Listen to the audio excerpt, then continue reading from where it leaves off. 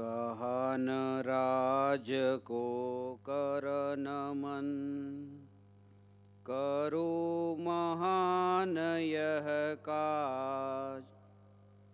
आत्मज्ञान की प्राप्ति हेत, मंगलमय सुख साज।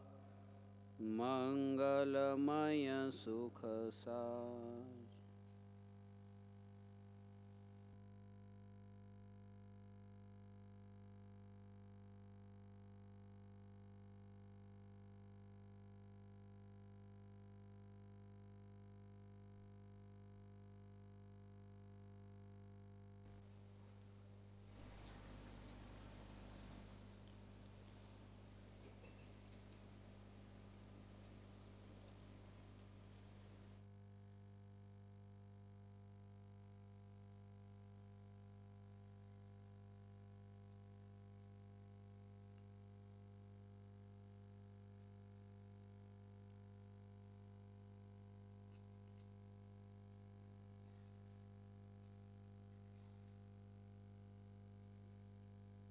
चैतन्य स्वभावी भगवान आत्मा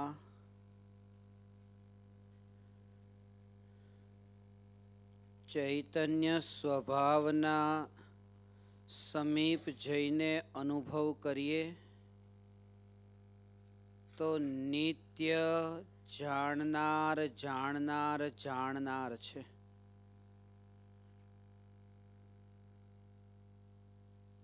हूँ भगवान आत्मा मात्र जाणनार छूं अने अनादिथी जाणनार छूं, अनंत काळ सुधी जाणनार छूं। अनादि अनंत जाणनार होवा छतां ज्ञेयोनी आसक्ति अने सुखबुद्धि ने लीधे हूँ जाणनार छूं एवा जाणन स्वभावने दृष्टिमां न लईने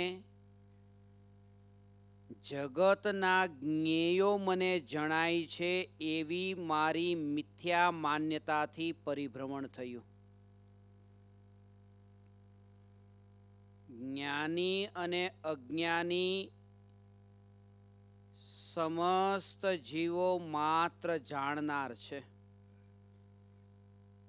ज्ञानी जाणनार छे अने हूँ जाणनार छूं एम माने पण छे, तेथी ज्ञानी छे।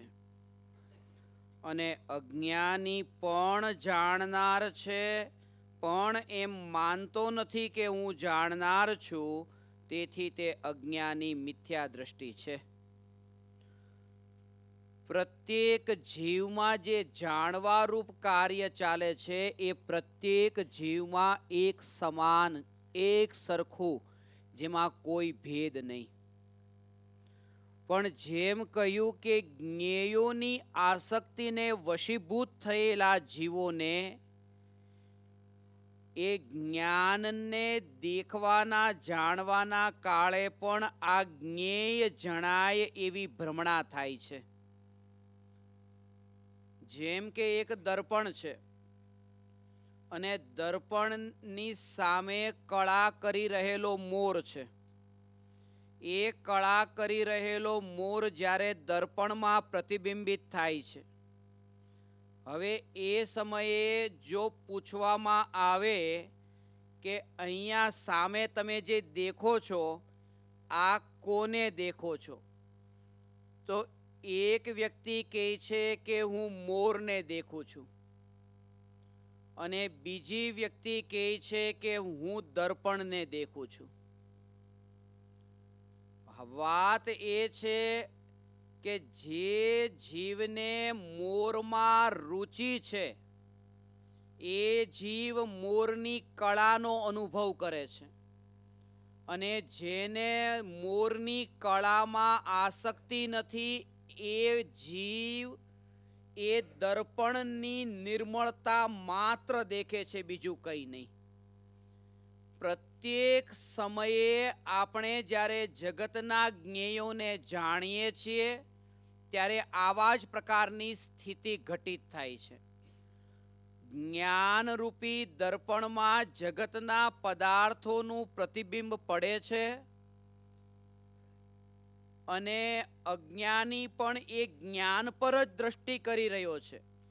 પણ જ્ઞાન પર દ્રષ્ટિ કરતી વખતે જ્ઞાનમાં જણાતા જ્ઞેયોની આસક્તિને લીધે જ્ઞાનની નિર્મળતાનો અનુભવ ન કરીને એ જ્ઞેયોનો અનુભવ મને જગતનો અનુભવ થાય છે એમ માને છે.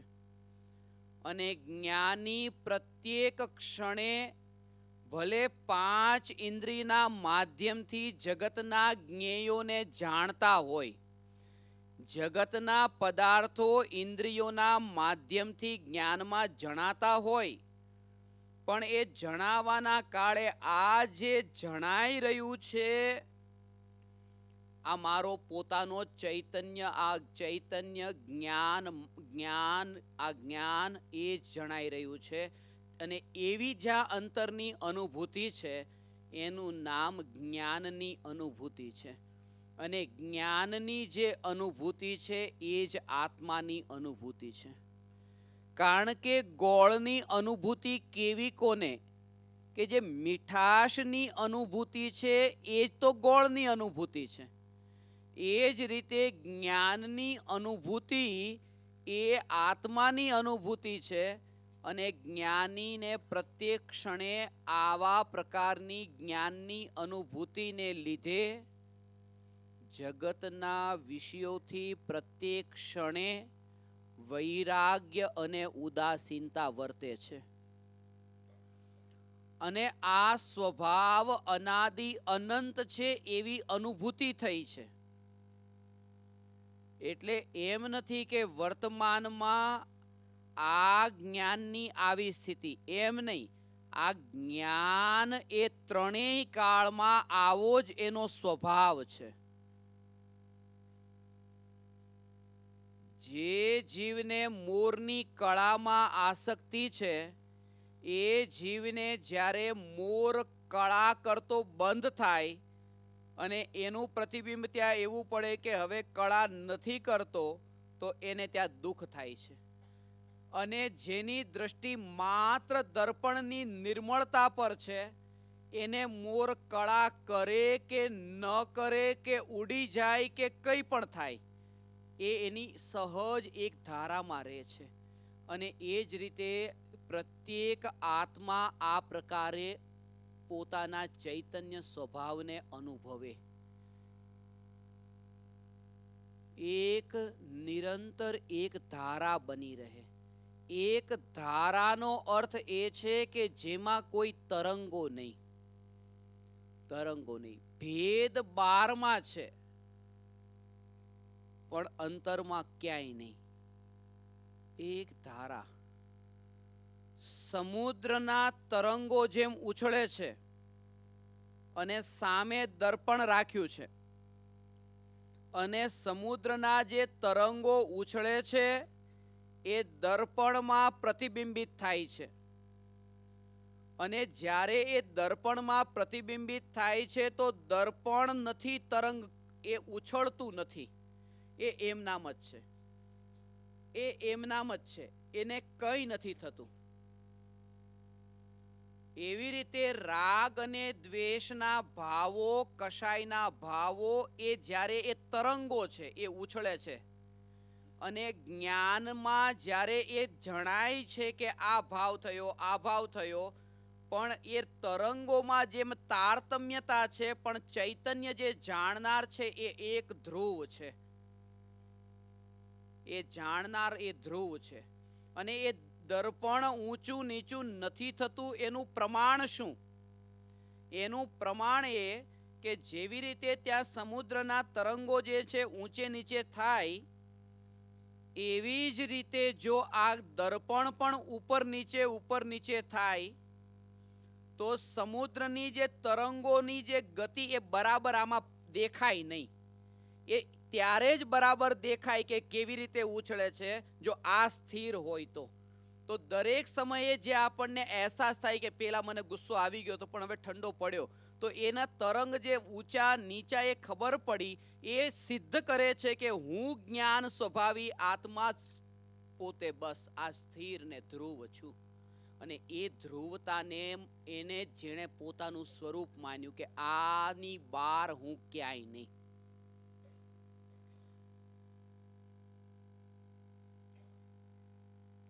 એની બહાર હું ક્યાંય નહીં. એટલે તરંગો તરંગોમાં છે અને દર્પણ દર્પણમાં છે. પ્રત્યેક ક્ષણે આ જાગૃતિ વર્તે છે. આ જાગૃતિ વર્તે કે હું ચૈતન્ય સ્વભાવી ભગવાન આત્મા, આ અનાદિનો આ સ્વભાવ છે. એક સમયની જ્ઞાનની અવસ્થામાં એક જ્ઞેય પ્રતિબિંબિત થાય, બીજા સમયની જ્ઞાનની પર્યાયમાં બીજું જ્ઞેય પ્રતિબિંબિત થાય, ત્રીજા સમયની જ્ઞાન પર્યાયમાં ત્રીજું જ્ઞેય પ્રતિબિંબિત થાય. પણ જ્ઞેયોના પલટાવાથી મારું પોતાનું ચૈતન્યપણું એમાં કોઈ પલટાવ ન આવ્યો અને અનાદિથી ન આવ્યો. એક પણ જ્ઞેય જ્ઞાનમાં પ્રવેશ્યું નહીં ને જ્ઞાનનું જાણવા રૂપ કાર્ય ચાલતું રહ્યું. આ સ્વભાવ અનંત કાળ વીત્યો, એક સમય એવો નહીં કે જ્યારે જ્ઞાને જાણવાનું કાર્ય ન કર્યું, જ્ઞાનની પર્યાયમાં કોઈ જ્ઞેય ન પ્રતિબિંબિત થયું હોય, એક પર્યાય પણ એવી ન આવી. તેમ છતાંય તે એક પણ જ્ઞેય અનંત પર્યાયના અનંત જ્ઞેયમાંથી એક પણ જ્ઞેય એ ચૈતન્યમાં પ્રવેશ્યું નહીં. જો એ પ્રવેશી ગયું હોય તો એ રાગ અને દ્વેષ તો જડ છે, અને જો ચેતનમાં પ્રવેશી જાય તો આ જડ બની જાય. અને અનાદિથી હું ચેતન રૂપે ટક્યો એ વાતનું પ્રમાણ છે કે આજ સુધી કોઈ પરજ્ઞેયનો જ્ઞાનમાં પ્રવેશ થયો જ નહીં. આ જાગૃતિ હવે જે આજ અત્યારનો જે વિષય છે એ અંતર્મુખ અને ચૈતન્યની અનુભૂતિ, અંતરમાં ભાવથી ભીંજાઈને અંતરમાં એની સ્પર્શ ના થાય, વાણી પણ બહાર રહે, અંતરમાં એવો ભેદ વર્તે કે જેવી રીતે એમ છે કે એક પણ વાક્ય, એક પણ શબ્દ અત્યારે છોડવો નથી, બધું પકડી લઉં. એક શબ્દ એવો ન રહે કે જે છૂટી જાય, બધું પકડી લઉં, જ્ઞાનમાં બધું લઈ લઉં. તો અહીંયા જાગૃતિ વર્તે કે આ જે ધ્વનિ છે એ જ્ઞાનનું જ્ઞેય છે, અને જ્ઞેય તો જ્ઞાનમાં પ્રવેશી શકતું જ નથી. એટલા માટે આ પકડવાની વાત તો દૂર, અહીં સુધી કે જેટલા શબ્દો નીકળે છે એ બધા શબ્દોને હું પકડી લઉં એવો વિકલ્પ થયો ને. અહીંયા બે વાત છે. એક તો અહીંયા ભાવ થયો કે બધું કહેવામાં આવે બધું પકડી લઉં, અને એક બીજું કે જે કહેવામાં આવી રહેલા વાક્યો. અહીંયા કહે છે કે બધું જે કહેવામાં આવે પકડી લઉં એવો જે વિકલ્પ જે અહીંયા થયો, એ વિકલ્પ પણ જ્ઞાનમાં પ્રવેશતો નથી. તો આ વાણી જે બહુ દૂર છે એ મારા જ્ઞાનમાં કેવી રીતે પ્રવેશે? અને આવી જાગૃતિ જ્યારે ભાવથી ભીંજાઈને રહે છે, એ જીવ નિશ્ચિત રૂપે ચૈતન્યને એકત્વ રૂપે અનુભવે છે. પણ ટ્રેક સાચો જોઈએ, માર્ગ યથાર્થ જોઈએ, ભલે વાર લાગે પણ યથાર્થ માર્ગ. અને આ માર્ગ રીતે, આ માર્ગ પર જ ચાલીને કે હું બસ માત્ર જાણનાર જાણનાર જાણનાર, એમ એવી જાગૃતિ રે તો અમૃતચંદ્ર આચાર્ય સમયસારના 34મા કળશમાં કહે છે, 6 મહિના તમે આનો અભ્યાસ કરો, તમને નિયમથી સમ્યક દર્શનની પ્રાપ્તિ થશે. પણ આવો અભ્યાસ એટલે આટલી અલિપ્તતા. આનાથી ઘણી તમારી ભૂતકાળની પૂર્વભવોની વૃત્તિઓને ઠેસ પહોંચશે આ વાતથી. કારણ કે એ કર્તૃત્વના ભાવો, એ રાગના વિકલ્પો, એ ભોગાસક્તિના ભાવો, એ પરપદાર્થમાં સુખબુદ્ધિ, ઇન્દ્રિયોના વિષયોની આસક્તિ, ઉપયોગની ચંચળતા, ચિત્તની મલિનતા, આ ઘણું બધું વચ્ચે આડું આવશે.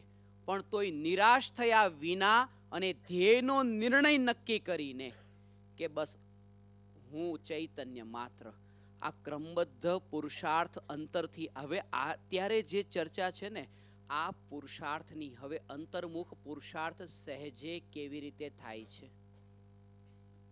જેમ કહ્યું કે હવે તમને ખબર જ ન રહી,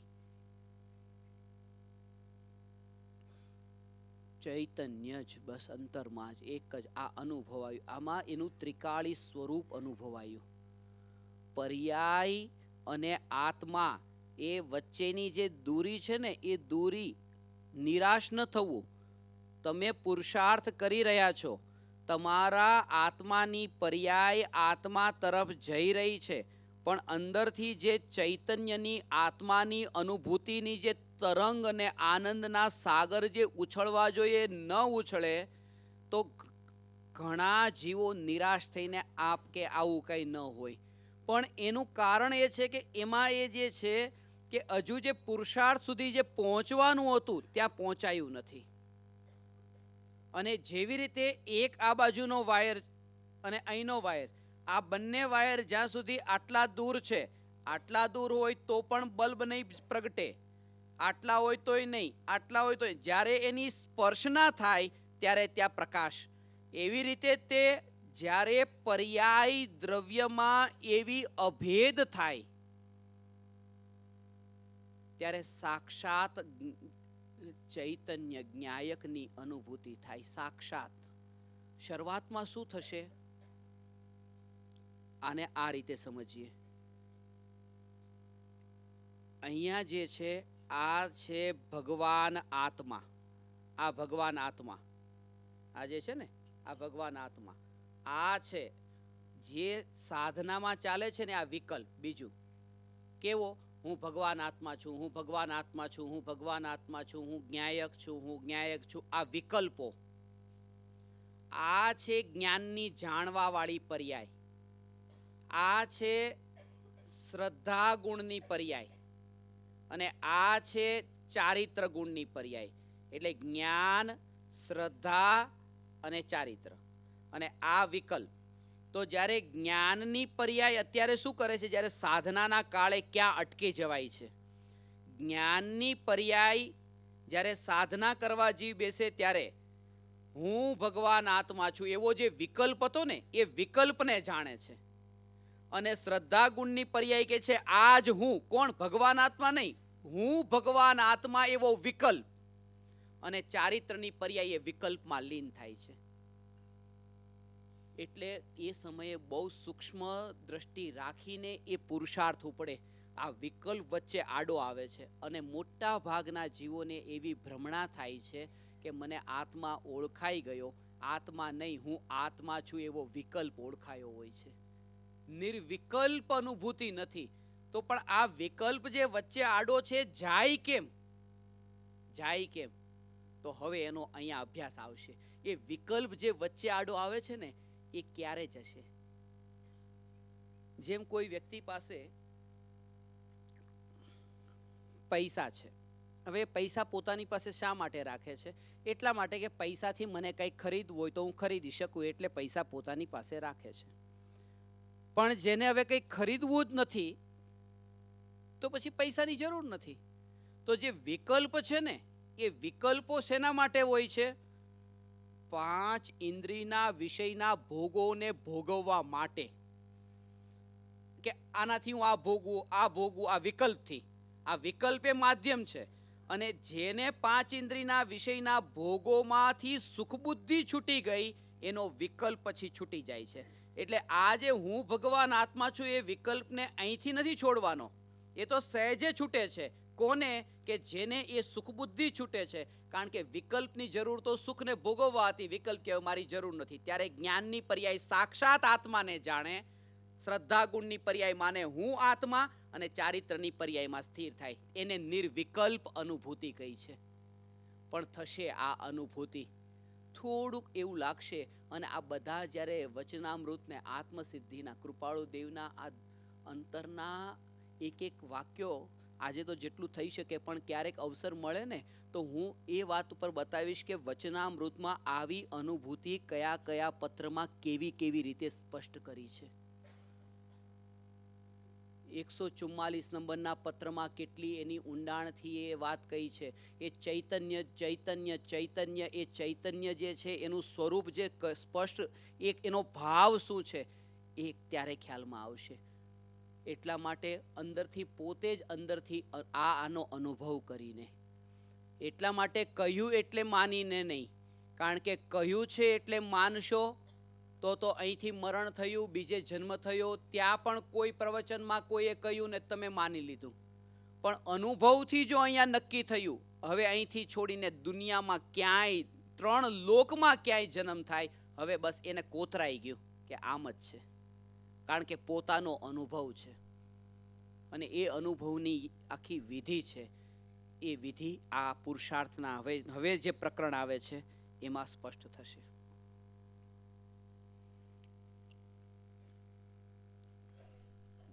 પાના નંબર 31.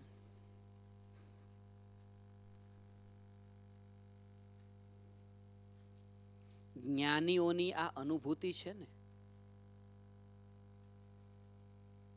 અંતરની અનુભૂતિને જ્ઞાનીઓએ વ્યક્ત કરી છે. વ્યક્ત થઈ શકતી નથી, પણ તેમ છતાંય તે જે કંઈ પણ રીતે,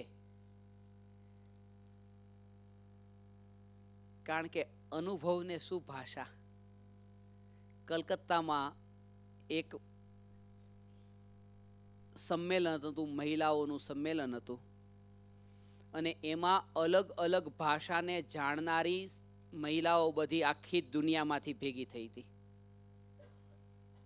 બધા ભેગા થયેલા હતા, અને સભા ચાલુ થવાની તૈયારી, ત્યાં તે એક નાનું છોકરું રડ્યું. એટલે કોઈએ પૂછ્યું કે કઈ ભાષામાં રડે છે. કોઈ જવાબ નતો. એનો ભાવ શું? કે અનુભૂતિને ભાષા નથી હોતી. જેમ રડવાની અનુભૂતિ એ ભાષા ક્યાં છે એમાં, એવી રીતે જ્યારે રડવા જેવી દુઃખની ઘટના ભાષામાં નથી હોતી, તો અતિન્દ્રિય આનંદ જે નિર્વિકલ્પ એ ભાષામાં ક્યાંથી આવે. પણ જ્ઞાનીઓ એનું સ્વરૂપ સ્પષ્ટ કરે છે. એ કહે છે એ છે ને, આ પેલાના જમાનામાં કુંદકુંદ આચાર્ય તાડના પત્તા ઉપર શાસ્ત્ર લખ્યા હતા. તાડના પત્તા ઉપર, એ તાડના પાન હોય ને, તાડના પાના ઉપર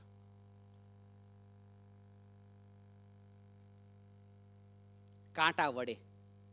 આ 2000 વર્ષ થયા, પણ હજી આ સમયસાર એવું ને એવું કાંટા વડે, આ પેન વડે નહીં, પેન વડે લખાયો તો જતું રહ્યો ક્યાંય.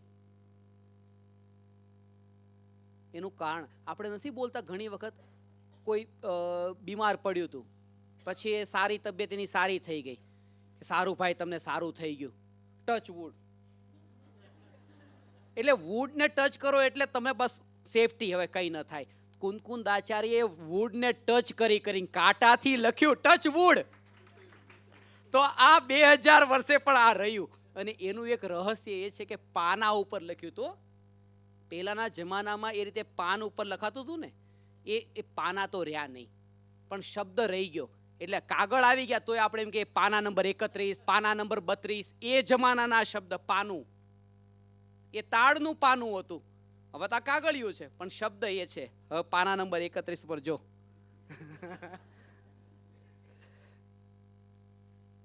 સમસ્ત દ્રવ્યની સમસ્ત પર્યાયો ક્રમબદ્ધ જ હોય છે. એ જાણવું વ્યવહાર છે. એવો વ્યવહાર જ્ઞાનીઓને હોય છે, જેમને હું અક્રમવર્તી ગુણોનો ઘન પિંડ આત્મદ્રવ્ય છું એવો નિશ્ચય પ્રગટ્યો છે.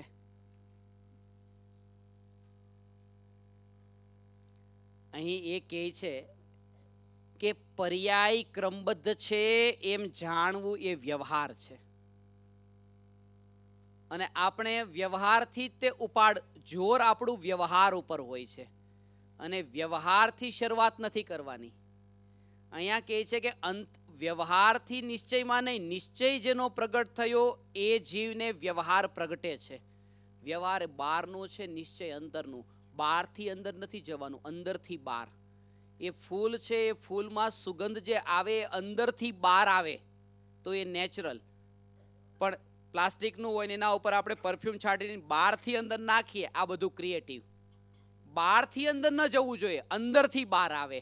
એટલે નિશ્ચય પ્રગટે એને પછી વ્યવહાર પ્રગટે છે. અને આના અંદર રહસ્ય એ છે કે આત્મા જેણે ઓળખ્યો છે એ જીવને જ ક્રમબદ્ધ પર્યાયની શ્રદ્ધા છે. નિશ્ચય ધર્મ અને વ્યવહાર ધર્મ, આ રીતે બે ધર્મ કયા છે. જેને નિશ્ચય ધર્મ હોય છે એને જ વ્યવહાર ધર્મ કહેવાય. એની સાથે જે તેનો અર્થ એ છે કે જેમ કે વિતરાગતા છે ને એ નિશ્ચય ધર્મ છે. અને જ્ઞાનીઓને વિતરાગતાની સાથે સાથે જે શુભરાગ ભક્તિના, દયા, દાન, વ્રત, તપ, એ શુભ ભાવ, એ શુભ ભાવને વ્યવહારથી ધર્મ કહેવાય. પણ કયા શુભ ભાવને વ્યવહારથી ધર્મ કહેવાય? જ્ઞાનીના. કારણ કે નિશ્ચય ધર્મ જ્યાં હોય, વિતરાગતા, એ વિતરાગતા પ્રગટ થઈ હોય અને એની સાથે હવે જે રાગના ભાવ છે એને વ્યવહારથી ધર્મ કહેવાય. નિશ્ચયથી તો ધર્મ છે જ નહીં. દયા, દાન, ભક્તિના ભાવ એ વ્યવહારથી ધર્મ છે. કયા છે? પણ ક્યારે? કે જો વિતરાગતા વાળો ભાવ હોય તો. અને એ ન હોય તો એકલો જો આ ભાવ હોય તો એ વ્યવહારથી પણ ધર્મ નથી. આનું રહસ્ય કે પહેલાના જમાનામાં જ્યારે એમાં કેટલા એવા બેઠા હશે, જમાઈ જ્યારે સાસરીમાં ગયા હોય ને ત્યારે પોતાના થોડાક મિત્રોને સાથે લઈને જાય. એટલે સામાવાળાને એમ ન લાગે કે આ એકલો નથી, કોઈક છે એનું. તો 4 મિત્રોને લઈને ગયા જમાઈ, અને સાથે હજામ પણ જતા. હજામ એટલે એક તો હજામ અને 4 મિત્ર એટલે 5, અને એક જમાઈ પોતે. આ 6 જણા ત્યાં ગયા. હવે છોકરીવાળાને ત્યાં 6 જણા ગયા છે. છોકરીવાળા માટે મહેમાન કેટલા? નિશ્ચયથી મહેમાન કેટલા છે? એક જમાઈ. એ નિશ્ચય મહેમાન એક છે. અને એની સાથે જે આ 5 આવ્યા છે ને એ પણ મહેમાન કહેવાય, પણ એ વ્યવહારથી મહેમાન છે. નિશ્ચયની સાથે જે હોય છે એને વ્યવહારથી પણ ધર્મ કહેવાય. આ નિશ્ચય ધર્મની સાથે પણ નિશ્ચયની મહત્વ છે. ક્યારેક એવું બને કે જમાઈ વગર આ 5 એકલા પહોંચી જાય તો કે ચલો ભાઈ કોણ છો, જાઓ અહીંથી, કોઈ ઊભાઈ ન રહેવા દે. એટલે એવી રીતે કે નિશ્ચય ધર્મ જે વિતરાગતા છે એના વગરના જો આ 4 આ રીતે હોય શુભ ભાવો, દયા, દાન, વ્રત, તપના, તો એ વ્યવહારથી પણ ધર્મ નહીં કહેવાય. વ્યવહારથી એ 5 મહેમાન છે અને જમાઈ પણ મહેમાન છે. જમવા માટે બેસે 6 તો જમવા માટે 6ને લાડુ, પકવાન બધું એક સરખું મળે, એમાં ભેદ ન હોય. નિશ્ચય બધાને એક સરખું. પણ જ્યારે જવાનો સમય થાય ત્યારે દીકરીનો જે હાથ છે એ જમાઈને જ મળશે, બાકીના 5ને નહીં. આનું રહસ્ય એ છે કે જે આ શુભભાવ જે વ્યવહાર ધર્મ કયો ને એના ફળમાં તો બસ ખાલી આ લાડવાન ખાવું પીવું મળે. શુભ ભાવના ફળમાં મોક્ષરૂપી લક્ષ્મી તો નિશ્ચય ધર્મના ફળમાં પ્રગટે, વ્યવહારથી ન પ્રગટે. એ લક્ષ્મી સાથે જેને વરણ કરવું હોય તો પેલા આ નિશ્ચય ધર્મ જોઈએ. અને એટલા માટે આ બે ભેદ કર્યા, એક તો વ્યવહાર અને એક નિશ્ચય. જ્યાં નિશ્ચય છે ત્યાં વ્યવહાર છે. નિશ્ચય વગરનો જે વ્યવહાર કહેવાય છે એ એકડા વગરના મીંડા છે. એકડા વગરના મીંડા છે. મેં આટલા વ્રત કર્યા, આટલા તપ કર્યા, ઉપવાસ કર્યા, આ કર્યું, આ કર્યું. એમાં જે આ કર્યું કર્યું કર્યું એ જે ભાવ છે ને, એમાં તે આખો દિવસ ચિત્ત જે છે એ શરીરમાં ને શરીરમાં જોડાયેલું રહ્યું કે મેં આ કર્યું, આ કર્યું, આ કર્યું. અને આપણે એને એટલું વધારે મહત્વ આપ્યું છે. કોઈ શાસ્ત્રનો સ્વાધ્યાય કર્યો હોય, કોઈ કરી રહ્યું હોય, અને કોઈએ અનશન કર્યું હોય આખો દિવસ ભૂખ્યા રહેવાનું, તો સ્વાધ્યાય વાળા જે છે ને એને આપણે એટલું મહત્વ નથી આપતા. પેલા અનશન કર્યા, ભૂખ્યા રહ્યા ને એને વધારે મહત્વ આપી. અને 12 પ્રકારના તપ કયા ને, એમાં અનશન તો પહેલું અને સ્વાધ્યાય 10મું તપ કહ્યું. 10મું તપ સ્વાધ્યાય. હવે ઘરમાં 2 બહેનો છે, એકે અનશન કર્યું છે, સોફા ઉપર આડી પડી છે, અને બીજી છે જે સ્વાધ્યાય કરે છે. સ્વાધ્યાય કરે છે અને બહારથી કોઈ બેલ વગાડી તો માએ કીધું દરવાજો ખોલ. કોને કહેશે? સ્વાધ્યાય કરતી છે એને કહેશે કે આને, એને ઉપવાસ કર્યો, સવારથી ખાધું નથી. પેલી સ્વાધ્યાય કરે છે અને આણે અનશન. ખરેખર કોણે ખોલવું જોઈએ? હા, અનશન કરવું હોય એને ખોલવું જોઈએ ને, એને ન ખોલવું જોઈએ. એની માએ ખોલવું જોઈએ, એને કાંઈ નથી કર્યું.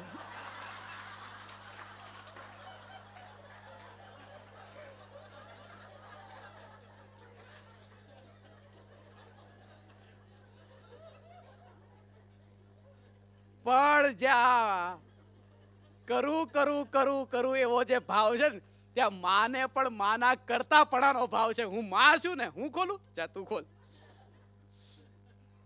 અહીંયા એ કહે છે કે આવા વ્રત તપ ને ઉપવાસ ને એ બધું ભૂખ્યા રહીને થઈ જાય છે. એમાં કઈ બહુ મોટાઈ નથી, એમાં કઈ મોટાઈ નથી. પણ ભૂખ લાગી, ભોજન કરવાની ઈચ્છા થઈ, ભોજન કરી લીધું. વધારે વધારે 15 મિનિટ ભોજનના વિચાર આવે બપોરે અને સાંજે, પતી ગયું. અને ભોજન ન કર્યું હોય ત્યારે આખો દિવસ મેં ભોજન નથી કર્યું, નથી કર્યું, નથી કર્યું. અને રસ્તા ઉપર જતા હોય ને તો કપડાની દુકાન હોય તો રેસ્ટોરન્ટ દેખાય, અને સોનીની દુકાન હોય તો રેસ્ટોરન્ટ દેખાય, બધે રેસ્ટોરન્ટ જ દેખાય એને. કારણ કે એટલે આને કીધું દમન. સંયમ જોઈએ, દમન ન જોઈએ. એટલે વ્યવહાર ધર્મ એનું નામ છે કે નિશ્ચય ધર્મ સાથે હોય તો સમજણ પૂર્વક હોય, અને એ જીવનું જોર પરિણામ ઉપર હોય. પરિણામ ઉપર હોય કે હવે 28 કરવી છે, 8 દિવસ સુધી, 7 દિવસ સુધી ભૂખ્યા રહ્યા, હવે રેવાતું નથી, પણ કરવું શું? 1 દિવસ કાઢવાનો છે, કાઢવાનો છે. ડોક્ટરને બોલાવ્યા, ડોક્ટરે કીધું કે અચ્છા ચિંતા નહીં કરો, અહીંયા ગ્લુકોઝના બાટલા, vitamin C, vitamin D, vitamin આ, વિટામિન બધા નાખતા ગયા અંદર. 1 દિવસ કઢાઈ નાખ્યો, 28 થઈ ગઈ. આ 28 છે, આવી રીતે અહીંથી ખાવાનું જાય. આવું તો આખી જિંદગી જો મળી જાય તો આપણે બીજું શું જોઈએ?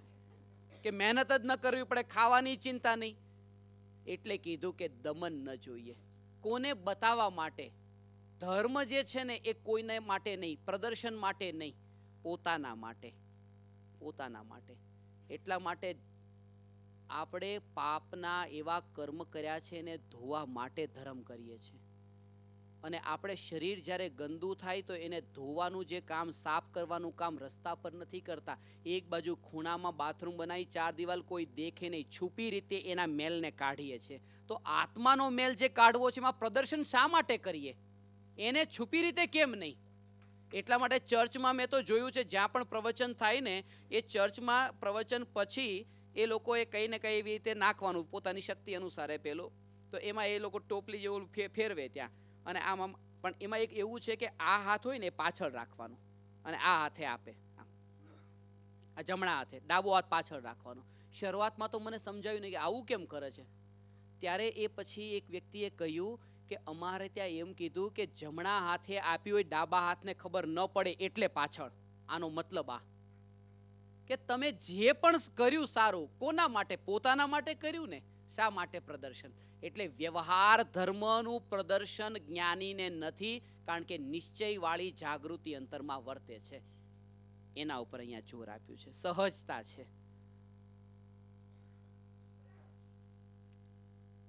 હવે અહીંયા કહે છે પર્યાયમાં તન્મય થઈને પર્યાયના ક્રમબદ્ધનો સ્વીકાર ક્યારેય થઈ શકતો નથી.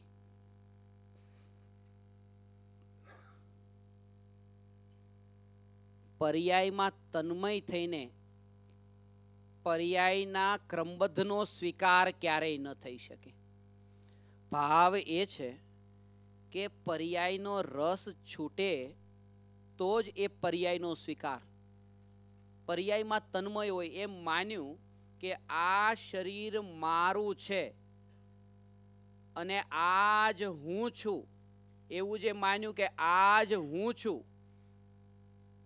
તો હવે બીમાર પડ્યા પછી હવે ક્યારે સારું થાય કે એની ચિંતા નથી કરવી, જ્યારે થાય ત્યારે. પણ જ્યારે મારું માન્યું તો પછી જ્યારે થાય ત્યારે એ વિચાર નહીં આવે એને. ત્યારે તો ક્યારે થાય એ જ વિચાર આવશે. એટલે પર્યાયમાં જે તન્મય નથી થતો એવો જીવ જ પર્યાયના ક્રમબદ્ધપણાનો સ્વીકાર કરી શકે. અલિપ્ત ભાવે સ્વીકાર એને છે જેને પર્યાયથી અલિપ્તતા વર્તે છે અને એ જીવને દ્રવ્ય સાથે અભેદ અખંડ એકત્વ વર્તે છે. એનો ઊંડો ભાવ છે. આ દ્રવ્ય સ્વભાવમાં એકત્વ વર્તે છે. આ સ્વભાવની અંદરની સ્પર્શનાની વાત છે.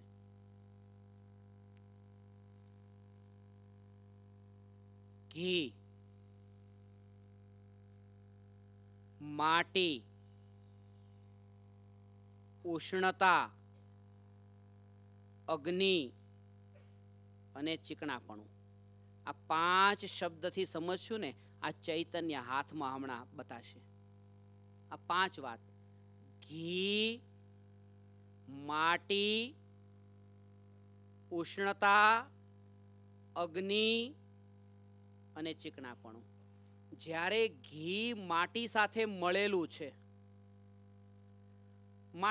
મળેલું છે, અને એ ઘીને તપેલીમાં રાખીને એને ગરમ કરવામાં આવી રહ્યું છે, તો ઘી માટી સાથે મળેલું છે અને તપેલીમાં ગરમ છે. એ ઘીના નીચે અગ્નિ છે, અગ્નિના નિમિત્તથી એ ગરમ છે, અને તે સમયે પણ ઘી ગરમ હોય, ઠંડુ હોય, માટી સાથે હોય, માટીથી જુદું હોય, તો પણ એનું જે ચીકણાપણાનો જે સ્વભાવ છે એ કોન્સ્ટન્ટ છે. એને કઈ લાગે વળગે નહીં આની સાથે. તો આત્મા આ દેહરૂપી માટી સાથે અત્યારે છે, આ દેહરૂપી માટી સાથે. અને આત્મામાં રાગ અને દ્વેષના ભાવની, ક્રોધમાન માયાની આ ઉષ્ણતા ઉત્પન્ન થાય છે. જેમ અગ્નિના નિમિત્તથી ઘી ગરમ થાય છે, એમ કોઈ પૂર્વ કર્મના ઉદયના નિમિત્તથી આત્મામાં રાગ દ્વેષ થાય છે. ભલે કર્મના ઉદયના નિમિત્તથી રાગ દ્વેષ થાય, આત્મા દેહની સાથે હોય, તેમ છતાંય તે આત્માનો જે ચૈતન્ય સ્વભાવ છે, જે જાણવું, એને કઈ અસર થતી નથી. એ એનો ત્રિકાળ શુદ્ધ સ્વભાવ. અને આવી સ્થિતિના કાળે પણ આજ સુધી જે જીવ સિદ્ધ થયા એ આ રીતે ભેદ જ્ઞાનના બળથી સિદ્ધ થયા. અને જે નથી થયા સંસારમાં અટકી રહ્યા છે, ભટકી રહ્યા છે. ભેદ વિજ્ઞાનના અભાવથી જ અટકીને ભટકી રહ્યા છે. ભેદ વિજ્ઞાન જોઈએ. ભેદ વિજ્ઞાન લાગશે બધું સરખું, પણ સૂક્ષ્મતાથી અંદરથી દેખશું તો ખબર પડશે.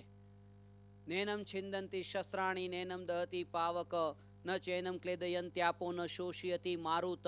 કે જે શસ્ત્રો દ્વારા કપાતો નથી, આગ દ્વારા બળતો નથી, પાણી દ્વારા પલળતો નથી, હવા દ્વારા સુકાતો નથી, એ આત્મા છે. બસ એક જ વાત કહી છે ને.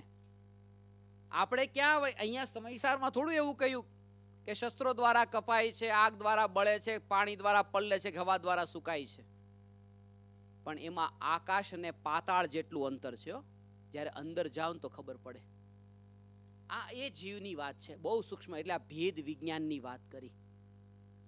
એટલા માટે જ્ઞાનીઓ એના રહસ્ય ખોલ્યા. બહુ ઊંડા રહસ્ય છે.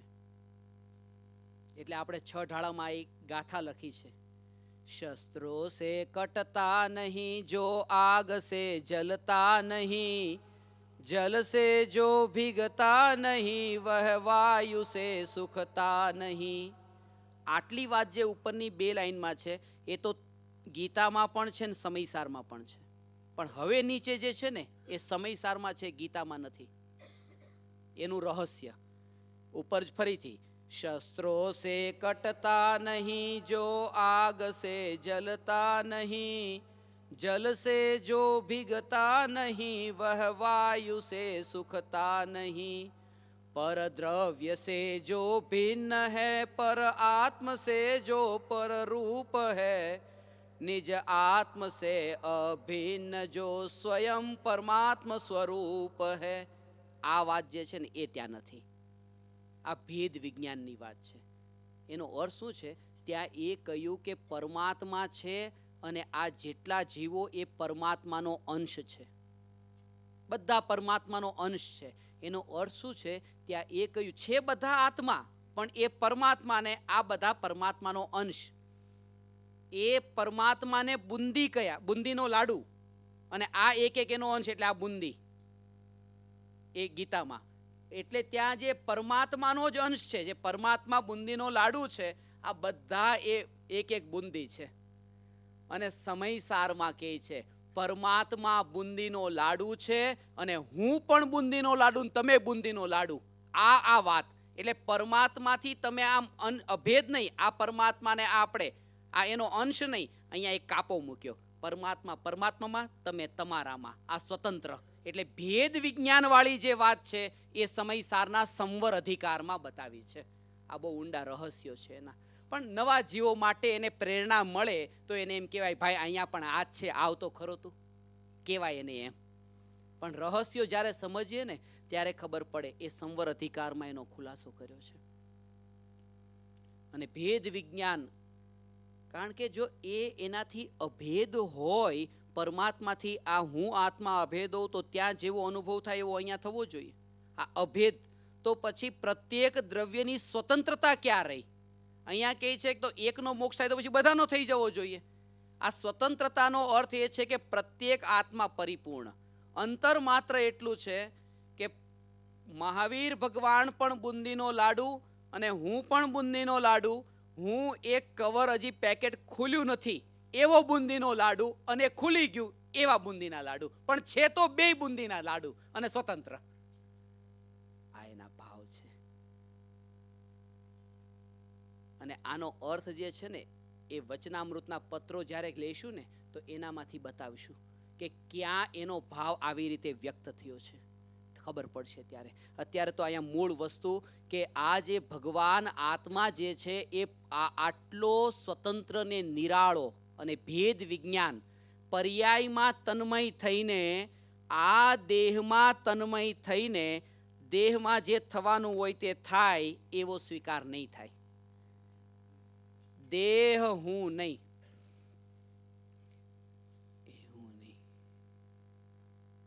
એટલા માટે જેવી રીતે બધા પર પદાર્થોમાં એમ સહજતા હોય ને કે આ વસ્તુ જે છે, આ વસ્તુ છે, જો જેમ આ વસ્તુનું આમ પરિણમન આમ થતું હોય, આ ગતિ અહીંથી અહીંયા થઈ, આ નજરની સામે દેખાય છે કે આમ ગયું, પછી આ આમ આવ્યું, આમ ગયું, આમ આવ્યું.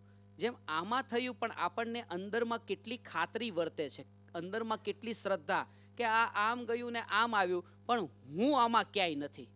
જેમ હું આમાં ક્યાંય નથી આમ થાય, એવી રીતે તે આ શરીર જ્યારે આમ થાય તો અંદરમાં જાગૃતિ કે હું આમાં ક્યાંય નથી. આમ આમ અંદરમાં એ સ્વભાવની સ્પર્શના એનું નામ છે. ચૈતન્ય માત્ર જ અંદરમાં એક જ જાગૃતિ. એટલે શરીરની ક્રિયા ચાલતી રહે. હો ભગવાન, આનો ભાવ એ છે કે આ ચૈતન્ય માત્ર છે.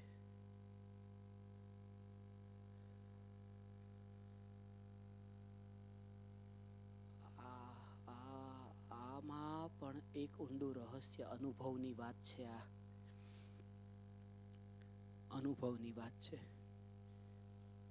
તમારા પોતાના અનુભવથી હકાર આવે તો સત્ય માનજો, કારણ કે આ તો અનંત જ્ઞાનીઓના અનુભવની વાત છે.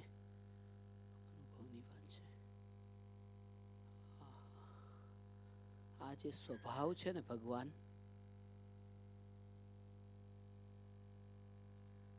અહીંયા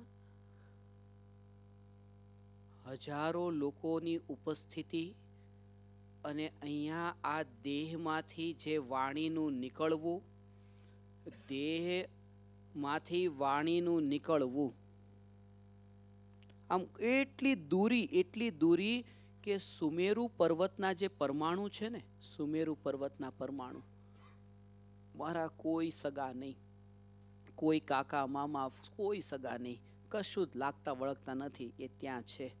એવી રીતે આયના જે પરમાણુઓ જે અહીંયા શરીરના દેખાય, એક માટી અને રાખથી ચણેલી દિવાલનો ઢગલો જ દેખાય. આ રાખનો ઢગલો જ દેખાય અને બીજું કંઈ ન દેખાય. એની એના વિશેષોમાં ઊંડાણમાં ત્યાં જાય નહીં. અને જેમ ત્યાં રાખનો ઢગલો અને આ સુમેરુ પર્વત જેટલા દૂરના, એમ આ પરમાણુ પણ સુમેરુ પર્વત જેટલા દૂરના. કારણ કે અહીંયા તો આ છે જ નહીં, આ અહીંયા તો છે જ નહીં. અહીંયા તો એકલો ચૈતન્ય ભગવાન આત્મા જ છે, બીજું કંઈ નથી.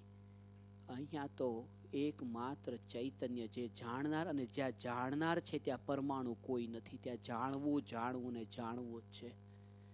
જાણવું. આ દશા એટલી ભગવાન નિરાળી છે ને, આ દશાના બળ પર ભવના અંત થાય છે. આ એક જ ઉપાય છે, બીજો કોઈ ઉપાય નથી. અને આજ ભગવાન અંતર્મુખ, આ ભગવાન આ શરીરની ક્રિયાના અંદરમાં દેહરૂપી દેવળમાં રહીને પણ અંદરમાં જે સ્વભાવવાળી દ્રષ્ટિ છે ને, અંદરની સ્વભાવવાળી દ્રષ્ટિ, એના અંદરમાં જઈને હવે એવો અનુભવ કરો કે જો આપણે અહીંયા બેઠા છીએ, જે જ્ઞાની કહે છે ને કે અમે દેહધારી છીએ, વિચાર કરીએ ત્યારે ખબર પડે એનો ભાવ શું છે. કે અહીંયા બેઠા છીએ, આત્મા જે છે એ આત્મામાં આકાર હોય છે, આત્મા નિરાકાર નથી. આત્માને નિરંજન નિરાકાર કયો, પણ નિરંજન નિરાકાર નથી. એનો ભાવ ઊંડો સમજવા જેવો છે. એ નિરાકાર એટલા માટે કયો કારણ કે આત્માનો આકાર જે છે એ ઇન્દ્રિયો વડે પકડમાં આવે એવો નથી, એટલે નિરાકાર છે. અને આકાર તો હોય છે, કારણ કે છયેય દ્રવ્યમાં એક સામાન્ય ગુણ હોય છે, એનું નામ છે પ્રદેશત્વ ગુણ. એટલે કોઈ પણ વસ્તુ જગતમાં શેપલેસ નથી હોતી.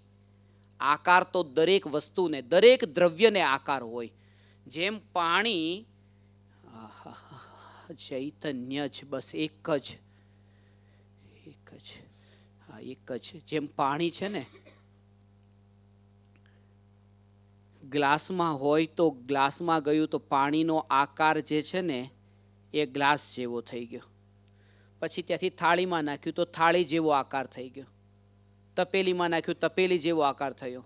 અને આત્મા જે દેહમાં જાય ને દેહની જેવી અવસ્થા થાય, આત્માનો આકાર એવો થાય, દેહ આકાર. પણ એક વાત ખાસ યાદ રહી કે દેહના કારણે આત્માનો આકાર દેહ જેવો નથી થતો. જેમ પાણી જે છે એ ગ્લાસનો આકાર આવો હતો એટલે પાણીનો આકાર આવો થયો એમ નથી. કારણ કે જો એક ગ્લાસના કારણે થયો હોત તો પથ્થરના ટુકડા એ ગ્લાસમાં નાખીએ તો એનો થઈ જવો જોઈએ. આ આત્માની પોતાની એવી શક્તિ છે કે એ આકારે થાય છે. એવી રીતે દેહને અંગીકાર ધારણ કરતો આત્મા દેહ આકારે હોય, પણ એ દેહનો આકાર જે એ થયો, આત્માનો આકાર દેહાકાર થયો, એ પોતાનું પરિણમન છે, પોતાનો સ્વભાવ છે. આ એની પોતાની તે પર્યાય ને આ પોતાની સ્થિતિ છે. એમ છે. અને વાત ખાસ એ છે, હવે એમાં રહસ્ય ઊંડું છે. હવે ધ્યાન કરવા માટે જ્યારે જ્ઞાનીને નિર્વિકલ્પ આત્માની અનુભૂતિ થાય, તો એ અનુભૂતિના કાળે શરીર તો દરેક સમયે સ્થિર તો રહેવાનું નથી. એનું કારણ એ છે, કારણ કે શ્વાસોશ્વાસની ક્રિયા રહેશે. તો જેવો શ્વાસ અંદર જશે તો પેટ બહાર આવશે, જેવો શ્વાસ બહાર આવશે તો પેટ અંદર જશે. અને જ્ઞાનીને પણ આ સ્થિતિ છે, ચાલુ ને ચાલુ છે. તો શરીરમાં જેમ પેટ નાનું મોટું આમ થાય, તો આત્માનો આકાર પણ એવો સંકોચ વિસ્તાર થાય છે ને. અસ્થિર આકાર છે આ, અસ્થિર. હવે એનું જો ધ્યાન ત્યાં થાય તો વિકલ્પ આવો કોન્સન્ટ્રેશન રે કેવી રીતે? એટલા માટે કહ્યું કે એ આકાર જે છે ને, એ આકારને દ્રષ્ટિમાં નથી લીધો ને એ દ્રષ્ટિના વિષયમાં નથી લીધો, એનો સ્વભાવ લીધો. સ્વભાવ, આકાર નહીં. અને એને આ રીતે સમજીએ.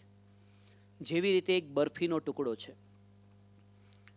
બરફીનો ટુકડો, હવે એમાં 1 ઇંચ એવો પોળો, ઊંચો, લાંબો, એવી રીતે ચોરસ છે ટુકડો. હવે એનો આકાર છે કે ચોરસ છે. પણ એ ટુકડાને જ્યારે આપણે મોઢામાં મૂકીએ છીએ અને જ્યારે ચાવવાનું કામ ચાલે છે, ત્યારે એ બરફીના ટુકડાને આકાર રહ્યો કે નહીં? નથી રહ્યો એમ નહીં. વાંકો ચૂકો ગમે એવો આડો અવળો ત્યાં રહ્યો કે નહીં? એવી રીતે આત્મા અનુભવમાં નથી આવતો ત્યારે પણ આકાર છે, અને અનુભવમાં આવે ત્યારે આત્માને આકાર તો હોય છે, પણ જ્યારે એ બરફીનો અનુભવ થાય ત્યારે એ આવો આકાર ને આવો આકાર, ત્યાં આપણું જોર નથી, એની મીઠાશના સ્વભાવને અનુભવીએ છીએ. એવી રીતે આત્માનો અનુભવ થાય ત્યારે એના ચૈતન્યપણાની જ અનુભૂતિ છે. ત્યાં કયો આકાર એના ઉપર લક્ષ્ય નથી. આ અનુભૂતિની વાત છે ભગવાન. અંતરથી થશે આ અનુભવ. આ જ અનુભૂતિ જે જ્ઞાનીઓ પોતાનામાં સ્થિર છે ને, એ આ અનુભૂતિનું પરિણામ છે. હવે ત્યાં એના ઉપર જોર ન રહ્યું. પછી એ સંકોચ વિસ્તાર પામે, પણ એનું જે મૂળ સ્વરૂપ જે છે ને, એ સ્વરૂપ શ્રદ્ધામાં કોતરાઈ ગયું. આ રૂમાલ 100 રૂપિયાનો છે, આ રૂમાલની કિંમત 100 રૂપિયા. હવે આમ થયો તો 200નો થયો, હવે 400નો થયો, કંઈ નહીં, એ 100નો જ છે. પણ હવે આ રીતે કરીને હવે આનો અડધો કર્યો તો આ 50નો થયો, આ 25નો થયો, તો એ 100નો રહ્યો. તો એનો જે આમ સંકોચ થાય, સમેટાઈ જાય, કે એનો ફેલાવ થાય, તો પણ એનું જે કિંમત એની નથી વધતી કે નથી ઘટતી. એવી રીતે કીડીમાં ગયો ને સંકોચાઈ ગયો, હાથીમાં ગયો ને ફેલાઈ ગયો, પણ એની જે અનંત શક્તિ ને અનંત વૈભવ જે ભગવાન આત્માનો, એવો ને એવો કોન્સ્ટન્ટ રહે છે. એ સ્વભાવ છે, અને સ્વભાવની અનુભૂતિનું નામ પુરુષાર્થ છે ભગવાન. આ પુરુષાર્થની ચર્ચા ચાલે છે. આ પુરુષાર્થ એ સ્વભાવનું ઉપરનું જોર હોય. એ બધી વાત હવે બહાર રહી ગઈ. જે પેલા વાત હતી ને, આ સ્વભાવની અનુભૂતિમાં હવે વ્યવહાર ને નિશ્ચય બધું જ છૂટી ગયું. નિશ્ચય પણ ત્યાં એ પણ નહીં રહ્યું. કારણ કે નયોની લક્ષ્મી જ ઉદિત થતી નથી ત્યાં. એને અનુભવ કયો. એક જો આત્મા વ્યવહાર નહીંથી બંધાયેલો છે અને નિશ્ચય નહીંથી બંધાયેલો નથી, પણ અનુભવ બંધાયેલો છે એવો થાય છે કે બંધાયેલો નથી એવો અનુભવ થાય. બેમાંથી એક પણ નહીં. આ સમજવા જેવી વાત, બહુ સૂક્ષ્મ વાત છે. એવું છે સ્વરૂપ. આ તો અંતરનું સ્વરૂપ છે. એ છે ને, જેમ ગોળ હોય ને, ગોળ, એને દુકાનમાં ગયા, દુકાનદારે ગોળને પડીકામાં બાંધ્યો, પછી એના પર દોરો વીંટ્યો. દોરો વીંટ્યો, પછી ઘરે લઈ આવ્યા, પછી એનો દોરો કાઢી નાખ્યો અને કાગળમાં હજી રાખ્યો છે. એટલે એક વ્યક્તિને પૂછ્યું કે આ બંધાયેલો છે કે છૂટો છે? તો એણે કીધું દોરો નીકળી ગયો છે એટલે એ છૂટો છે. અને બીજી વ્યક્તિ કે હજી બંધાયેલો છે ગોળ. તો બેય સાચા ને, પણ બેય સાચા, પણ એમાં એવું છે કે એક કહે છે કે ગોળ છૂટો છે અને બીજો કહે છે ગોળ બંધાયેલો છે. અને ત્રીજી વ્યક્તિને પૂછ્યું કે આ ગોળ કેવો છે? તો એણે કીધું કે ગોળ મીઠો છે. બસ, બીજી કાંઈ વાત નહીં. આ સ્વભાવ થયો. આત્મા બંધાયેલો છે એક વિકલ્પ છે, આત્મા છૂટો છે એ વિકલ્પ છે. આ નિશ્ચય વ્યવહારના ભેદો છે, અને હું ચૈતન્ય માત્ર એ અભેદ છે ને એ અનુભવનો વિષય છે. ત્યાં કશું જ નથી. પછી 6 મહિના જો આવો સત્સંગ થયો હોય તો થાય કે ન થાય? અમૃતચંદ્ર આચાર્ય આમ નામ નથી કહેતા, થાય ને થાય. અને આ તો ખાલી 3 કલાક કરીએ, હવે ત્યારે પછી એવી રીતે રોજ એવી રીતે રોજ 10-10 કલાક 12-12 14-14 કલાક આખો દિવસ રાત આનું આ ચાલતું રહે. 6 મહિનામાં કેમ ન થાય? બોલો, સાહસ છે 6 મહિના આપવાનું? 6 મહિના ખાલી જિંદગીના એટલા 6 મહિના, અને અનંત કાળનો સવાલ છે. માત્ર 6 મહિના. પણ ડર લાગે છે કદાચ થઈ જશે તો સંસારમાં રસ નહીં રહે. કારણ કે પછી રસ છૂટી જાય છે અને એનો ભય છે. એક ભાઈએ મને કહ્યું હતું, પહેલા દિવસે જ આ પ્રવચન ચાલતું હતું ને સાંભળવા આવ્યા, પછી બીજા દિવસથી આવ્યા જ નહીં. પછી બીજા દિવસે આવ્યા ને એકવાર ક્યાંક મળી ગયા. એટલે મેં કીધું કેમ તમે આવતા નથી? તો એણે સ્વીકાર કર્યું, ખરેખર તમને કહું ને, તમારા દરેકે દરેક વાક્ય મને એવા સ્પર્શતા હતા ને એમ લાગતું કે બિલકુલ સાચું જ કહો છો. અને ડર લાગી ગયો કે કદાચ બધું મારું આ ઘર ગૃહસ્થી છૂટી ન જાય ક્યાંક. એટલા માટે હવે હું તમારી પાસે ત્યારે આવીશ જ્યારે મારે બધું છોડવાની તૈયારી હોય. કારણ કે વાત તો સાચી સ્પર્શે એવી છે. ગુરુદેવ શ્રી કાનજી સ્વામીની પાસે લોકો કહેતા એમના માટે કે ગુરુદેવ છે એ આત્માને આમ હથેળી પર રાખેલા આમળાની જેમ બતાવી દે છે. એમ હથેળી પર રાખેલા આમલાની જેમ. એ કોઈ મને વાત કરી કે ગુરુદેવ આવા હતા કે હથેળી પર રાખેલા આમલાની જેમ આમ બતાવી દે આત્માને. મેં કહું આમળાને તો હથેળી પર રાખવો પડે, અને રાખવાની ક્યાં જરૂર છે? છે અહીંયા છે કે નહીં બધે આત્મા? એને રાખવાની જરૂર નથી. છે તો ગુરુદેવની પાસે જઈને કહ્યું એણે કે અમે સાંભળ્યું છે કે આપ હથેળીમાં આત્માને બતાવો છો, તો બતાવો. ગુરુદેવે કીધું અમે તો બતાવીએ છીએ, તમારી તાકાત હોય તો જોઈ લ્યો. અમે તો બતાવીએ છીએ, તમારી તાકાત, તમારો પુરુષાર્થ છે કે નહીં. અંદરમાં જેવું આનું આજ ચાલતું રહ્યું, ચિંતન મનન ઘોલન. હવે કોઈ પણ કાર્ય કરે સ્વભાવની જાગૃતિ. હવે મંદિરમાં જઈને હાથ પણ જોડાય ને તોય જાગૃતિ, હું ચૈતન્ય ભગવાન આત્મા. આ ભાવ આવશે, ભાવ આવે તો પણ પોતાના સ્વભાવને નહીં ભૂલવું. હું કોણ, હું કોણ, આ હું કોણ એના ઉપર જોર રાખીને આ ભાવોને વહેતો પ્રવાહ માત્ર જાણીને પોતે ભાવોથી ભેદ જ્ઞાન થતું રહે. આ સ્વતંત્રતાનો માર્ગ છે, સ્વાધીનતાનો માર્ગ છે. ચૈતન્ય એટલે અહીંયા છેલ્લે એ કીધું કે પર્યાયમાં તન્મય થઈને પર્યાયના ક્રમબદ્ધનો સ્વીકાર ક્યારેય થઈ શકતો નથી. હવે કે છે નિશ્ચિતનો સ્વીકાર કરવો એ જ નિશ્ચિંત થવાનો ઉપાય છે. નિશ્ચિતનો સ્વીકાર કરે, બધું નિશ્ચિત તો નિશ્ચિંત થાય. કોઈ ત્યાં પછી આકુળતા વ્યાકુળતા નહીં. હવે આમ થાય ને આમ થાય એવા હવે આગ્રહ નહીં. કઈ આગ્રહ? જીવનના જે સપના હતા ને એ સપના બધા જ તે ખરી ગયા કે આમ થાય ને આમ થાય ને આમ થાય. કઈ નહીં. કોઈને એમ થાય કે હવે અમારા જીવનમાં તો અમારા માટે કઈ નથી ભાવ, કોઈ ભાવ નથી. પણ એટલી ઈચ્છા છે કે છોકરાના સપના પૂરા થાય. પોતાના તો હવે કઈ રહ્યા નથી, પણ છોકરાના સપના પૂરા થાય ને એ જે ભાવ છે ને એ પોતાનું જ સપનું છે. આ ઇનડાયરેક્ટલી ખબર નથી પડતી, એ પોતાનો જ વિકલ્પ છે. અને એ બહુ વધારે ખતરનાક છે, કારણ કે ખબર નથી પડતી, છુપો છે, અને લાગે છે એમ કે ભાવ નથી રહ્યા હવે અમારે.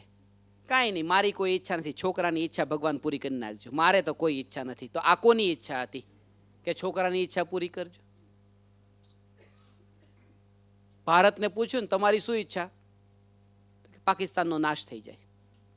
પાકિસ્તાનને પૂછ્યું તમારી શું ઈચ્છા? કે ભારતનો નાશ થઈ જાય. બેયની ઈચ્છા આવી છે. અમેરિકાને પૂછ્યું તમારી? મારી કોઈ ઈચ્છા નથી, કોઈ ઈચ્છા નહીં, ખાલી બેયની ઈચ્છા પૂરી થઈ જાય. આ બહુ મોટી ખતરનાક ઈચ્છા છે. આમ કે છે મારી તો કોઈ ઈચ્છા નથી, પણ આ ઈચ્છા એ પોતાની જ ઈચ્છા છે એની. આ ખબર ન પડે કે ઈચ્છા છે, પણ છે બહુ મોટી ખતરનાક. ડબલ થઈ ગઈ આ અનંતાનુબંધીના લેવલની. એટલા માટે હવે કોઈ ચિંતા નહીં. ન તો પોતાની ન પુત્ર ન પરિવાર, કોઈ બધું ક્રમબદ્ધને સુનિશ્ચિત જાણ્યું. આ બધું ગોઠવાયેલી વ્યવસ્થા, ગોઠવાયેલી વ્યવસ્થા. 18 વર્ષ સુધી જે દીકરીને મોટી કરે, પછી એ બીજા ઘરે જતી રહી. 18 વર્ષ સુધી બીજા ઘરે મોટી થયેલી એ આ ઘરે આવે. કેમ, ક્યાં ક્યાં જવાનું, કેવી રીતે જવાનું, ક્યાં ગોઠવાયેલું, આ બધું કોણ નક્કી કરે? બધું ગોઠવાયેલું. આ બધું સુવ્યવસ્થિત છે, સુવ્યવસ્થિત છે. આ તો એવા કોઈ ઋણાનુબંધ હોય એવા તો મળવાનું થાય, મળવાનું થાય. અને એવું નથી કે આ ભાવમાં મળવાનું થાય, હજી ઋણાનુબંધ એવા મોહના બાકી રહી ગયા હોય કઈ કરમ, તો હજી મળવાનું થાય. ઘણા પતિ પત્ની એકબીજાને વચન આપતા હોય ને, આવું મેં સાંભળ્યું છે કે 7 ભવ સુધી આપણે સાથે રહીશું. બસ 7 ભવ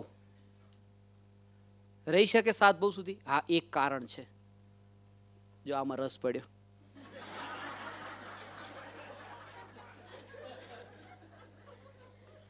એ 7 ભવ સુધી કે જો આયુષ્યના ઉદય ઓછા હોય અને બેયના ઋણાનુબંધ જો લાંબા હોય તો હજી આવતા ભવમાં મળવાનું થાય. આને આ રીતે સમજો કે એક છોકરા છોકરીના લગ્ન થયા 20 વર્ષે અને બંનેનું પછી 60મા વર્ષે બંનેનું મરણ થયું. 40 વર્ષ સુધી સાથે રહ્યા અને બંનેના હજી ઋણાનુબંધ એવા છે કે 42 વર્ષ સાથે રહેવાનું છે. 42 વર્ષ અને 40 વર્ષમાં તો છૂટા થઈ ગયા, કારણ કે આયુષ્ય જેટલું ઓછું હતું. પછી આવતા હું મળવાનું થયું સંજોગો વશાત એવી રીતે, અને લગ્ન થયા. 2 વર્ષ લગ્નને થયા અને છૂટાછેડા થઈ ગયા. આજે છૂટાછેડાના કારણ આ કે ભાઈ હવે આયુષ્ય બેયનું બાકી છે, પણ બેના ઋણાનુબંધ હતા એ પૂરા થયા. તો જો ઋણાનુબંધ બાકી હોય ને આયુષ્ય પૂરું થાય, આપણે કેટલું બોજો લેતા હોઈએ. આણે આમ કર્યું, આણે સગાઈ તોડાવીને, આણે લગ્ન તોડાવીને, આણે આમ કર્યું. કોઈના ઉપર દોષ નહીં દો, આ બસ કરમ પૂરા થયા. એટલી આ નિશ્ચિતતાનો વિચાર કરતા નિશ્ચિંત થઈ જવાય છે. બધું બરાબર છે, બધું બરાબર છે. અને જ્યાં થોડો ટાઈમ માટે અહીંયા ખાલી થોડો ટાઈમ માટે, એમાં કેવી કેવી કલ્પના, દોષારોપણ બીજા ઉપર કરીએ. હા, આપણે દોષ નાખીએ છીએ. આ પક્ષીઓ છે ને, અમારા ઘરમાં માળા બનાવે છે. પક્ષીઓ બહુ માળા બનાવે, અમારા ઘરમાં બહુ માળા બનાવે. દોષ નાખીએ છીએ એના ઉપર. એ પક્ષીઓ કહે છે કે અમે તમારા ઘરમાં માળા નથી બનાવ્યા, તમે અમારા ઘર તોડી તોડીને, ઝાડ કાપી કાપીને આ બિલ્ડિંગ બનાવ્યા છે. તમે અમારા ઘરે આ તમારા ઘર બનાવ્યા છે, અમે તમારા ઘર નથી બનાવતા. ક્યારે એવો વિચાર આવ્યો છે કે ત્યાં ઝાડ હતા ને ત્યાં માળા પક્ષીના બનેલા હતા ને એને કાપ્યા છે ને આપણું બિલ્ડિંગ બનાવ્યું છે? અને જો એમાં માળો પક્ષી બનાવે તો કેટલી ચિંતા કરીએ છીએ જો અહીંયા માળો બનાવ્યો. દોષારોપણ કરવા વાળી વૃત્તિનું આ પરિણામ છે. સહજ સ્થિતિ, બસ એનો ભાવ છે. નિશ્ચિત, નિશ્ચિંત.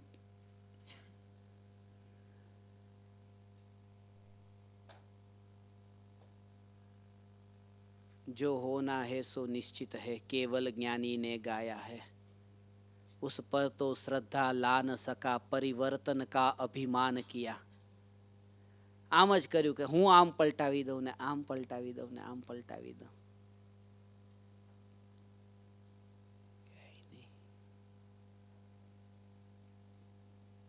એની સહજ એવી ઉપાદાનગત યોગ્યતા જ એવી.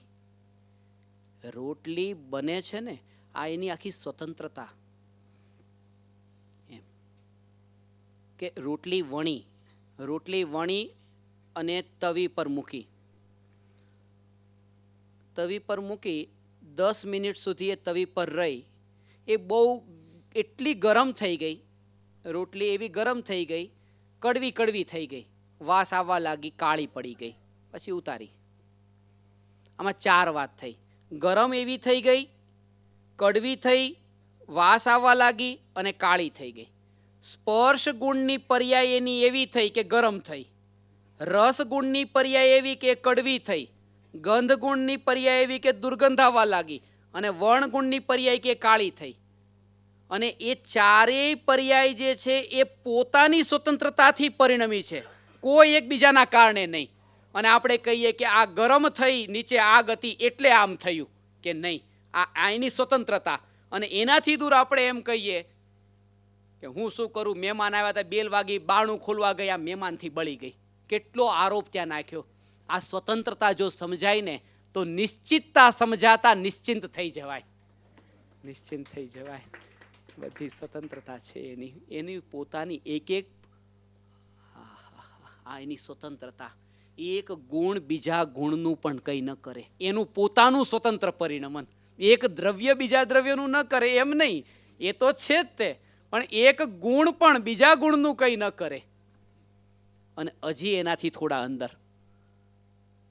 આ સાંભળતા તો એમ થાય કે બસ હવે તો કાંઈ રહ્યું નહીં. ત્યારે હવે પછી વિચાર કરશો ને ત્યારે ખબર પડશે દેહધારી છીએ. એવી સ્થિતિ આવે એવી છે આ વાત. એક દ્રવ્ય બીજા દ્રવ્યનું કંઈ કરે નહીં, એક ગુણ બીજા ગુણનું કંઈ કરે નહીં. અહીંયા કહે છે કે એક પર્યાય બીજી પર્યાયનું કંઈ કરે નહીં. એટલે શું કે અંધકારનો વ્યય થયો અને પ્રકાશનો ઉત્પાદ થયો. અંધારું ગયું, અજવાળું આવ્યું. એવી રીતે મિથ્યા જ્ઞાનનો વ્યય થયો અને સમ્યક જ્ઞાનનો ઉત્પાદ થયો. મિથ્યા જ્ઞાનનો વ્યય થયો છે એટલે સમ્યક જ્ઞાનનો ઉત્પાદ નથી થયો. આ એક સમયમાં બે કામ થયા, એકનો વ્યય ને એકનો ઉત્પાદ. આના વ્યય થવાથી આનો ઉત્પાદ નથી થયો. કેમ? તો એનું કારણ છે. આ સમજાઈ જાય તો બધું સમજાય.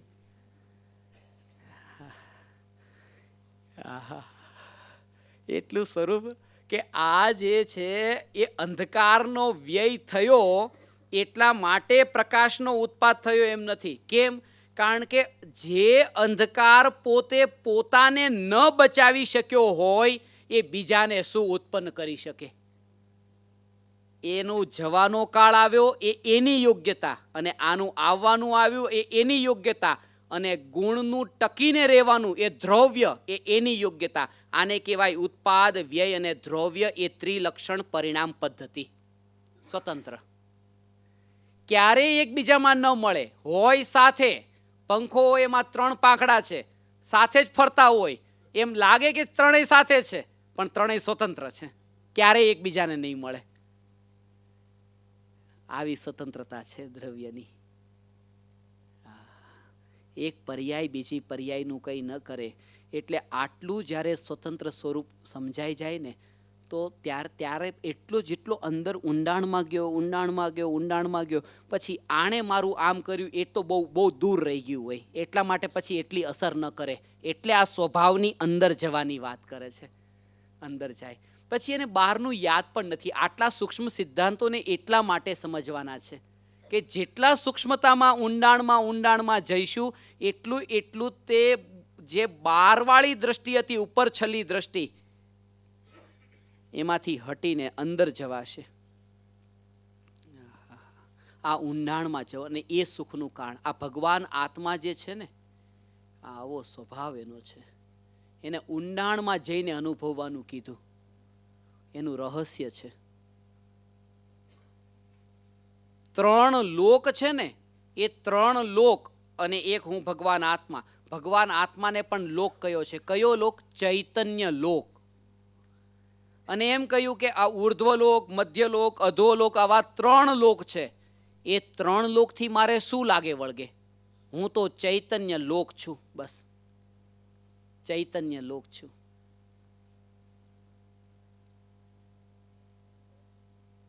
એ લોક ઘણો વિશાળ છે, ત્રણ લોક.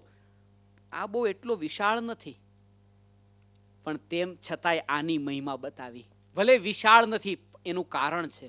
જેવી રીતે ગંગા નદી છે, એ કેટલી વિશાળ નદી છે. એક વિશાળ ગંગા નદી, અને એક છે પોતાના ઘરની બાજુમાં રહેલો કૂવો. આપણા માટે વધારે મહિમા કૂવાની છે, કારણ કે ગંગા ગમે એટલી વિશાળ હોય, મને પીવાના પાણીના કામમાં આવતી નથી. અને આ કૂવો ભલે ગમે એવો હોય, પણ મને પાણી આપનારો છે, એટલા માટે ગંગાથી વિશેષ છે. આ ત્રણ લોક ગમે એટલો મોટો હોય પણ મારા સુખનું કારણ બનતો નથી. આ ચૈતન્ય લોક મારા સુખનું કારણ બને એટલે ત્રણ લોકથી વિશેષ છે. એવી પોતાની આ ઊંડાણમાં જઈને, આ કૂવાની અંદર આ ચૈતન્ય સ્વભાવના ઊંડાણમાં જઈને અનુભવ થાય.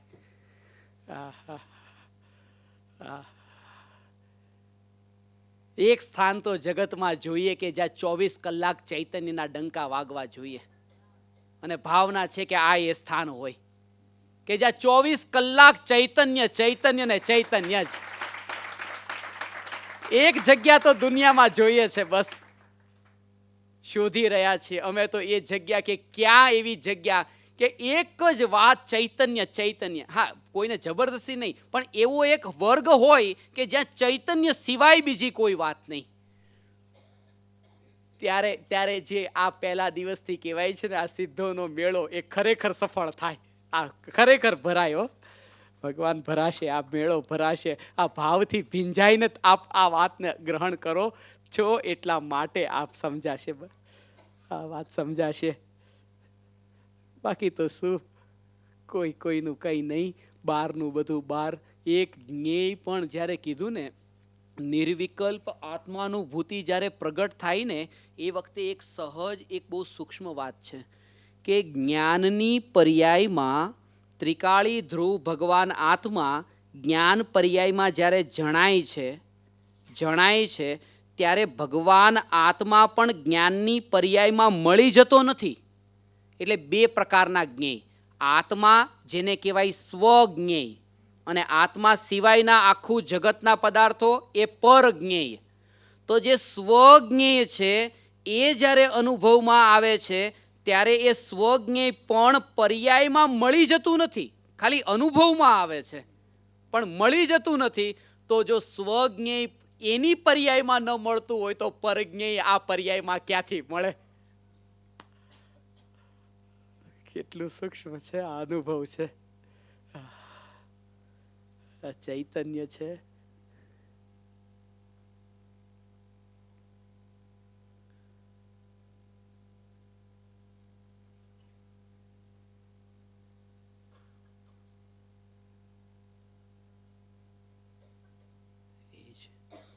દ્રવ્ય શુદ્ધ છે,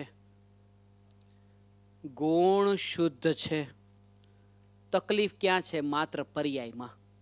પર્યાય અશુદ્ધ છે. વર્તમાનમાં તો આ જ છે ને. દ્રવ્ય તો શુદ્ધ છે, ગુણ શુદ્ધ છે, અને પર્યાય અશુદ્ધ છે. મોટા ભાગે લોકો આવે ત્યારે આ ફરિયાદ લઈને આવે છે કે અમારું દ્રવ્ય શુદ્ધ છે, ગુણ શુદ્ધ છે, અને પર્યાય અશુદ્ધ છે. તો પર્યાયને હવે અમારે અશુદ્ધમાંથી શુદ્ધ કેમ કરવી? આમ કે દ્રવ્ય તો શુદ્ધ છે, ગુણ શુદ્ધ છે, હવે પર્યાય અશુદ્ધ છે, તો એને શુદ્ધ કેમ કરવી? મેં કહું આ તમારી પાસે જવાબ છે કે દ્રવ્ય શુદ્ધ છે ને ગુણ શુદ્ધ છે એવો જે અનુભવ થયો એનું નામ જ પર્યાયની શુદ્ધતા. દ્રવ્ય શુદ્ધ છે, ગુણ શુદ્ધ છે એવો જે અનુભવ એ અશુદ્ધ પર્યાયને પણ શુદ્ધ કરે છે. જવાબ અહીંયા જ છે. પણ પર્યાય અશુદ્ધ એટલે છે કારણ કે ઉપરની બે વાતની શ્રદ્ધા નથી કે હું શુદ્ધ છું.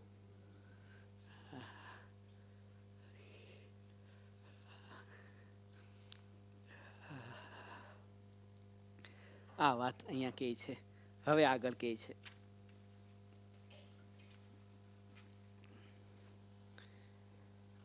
જેમ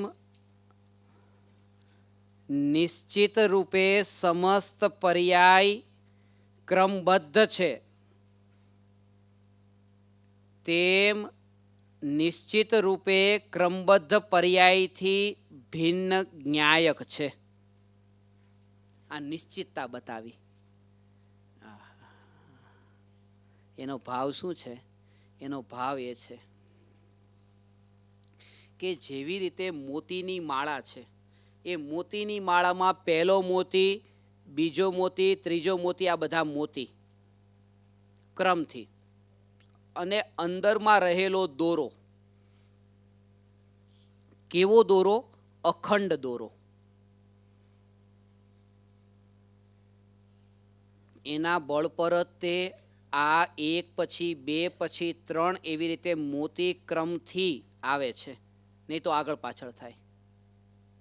અને અજ્ઞાનીઓને મોતી જ દેખાય છે, અંદરનો દોરો દેખાતો નથી. અજ્ઞાનીઓને આ પર્યાયો જ દેખાય છે, પર્યાયના આધારભૂત દ્રવ્ય દેખાતું નથી. આ બે વસ્તુ છે. દ્રવ્ય અને પર્યાય જે છે ને, એ બે વાત, એ બે દ્રવ્યને, એને પણ દ્રવ્ય સાથેનું પર્યાય, એને પણ દ્રવ્ય કહેવાય. જેમ કે પહેલાના જમાનામાં આવી રીતે ઘંટી હતી ને, પથ્થરની, બે પથ્થરની આમ, તો એમાં એક ઉપરનો પથ્થર ને એક નીચેનો પથ્થર. તો એ ઘંટી ખાલી એક પથ્થરનું નામ નહીં, ઉપરનો પથ્થર નીચેનો પથ્થર બેનું, એનું નામ ઘંટી. અને એમાં શું છે કે ઉપરનો પથ્થર ફરે છે અને નીચેનો નથી ફરતો. એવી રીતે દ્રવ્યના બે અંશો, એક તો પર્યાય ને એક દ્રવ્ય પોતે. તો પર્યાય એટલે જે પલટાતી રહી, અને દ્રવ્યવાળો જે ભાગ છે એટલે સ્થિર એવો ને એવો રહે. પણ એમાં એક ખાસ રહસ્ય છે કે આપણને ઉપરનો ફરતો જ દેખાય છે, નીચેનો સ્થિર દેખાતો નથી. આપણને પર્યાયો દેખાય છે, એ દ્રવ્ય દેખાતું નથી. એમાં એક ખાસ વાત કે એ જે ઉપરનો પથ્થર બરાબર ફરે છે ને, એનું કારણ એ છે કે નીચેનો બિલકુલ સ્થિર છે. એ જો થોડો ફરે તો ઉપરનો બરાબર ન ફરે. એટલે દ્રવ્ય એવુંનું એવું છે, એટલે પર્યાયો બરાબર ક્રમબદ્ધ છે. આ એનો સ્વભાવ છે ભગવાન.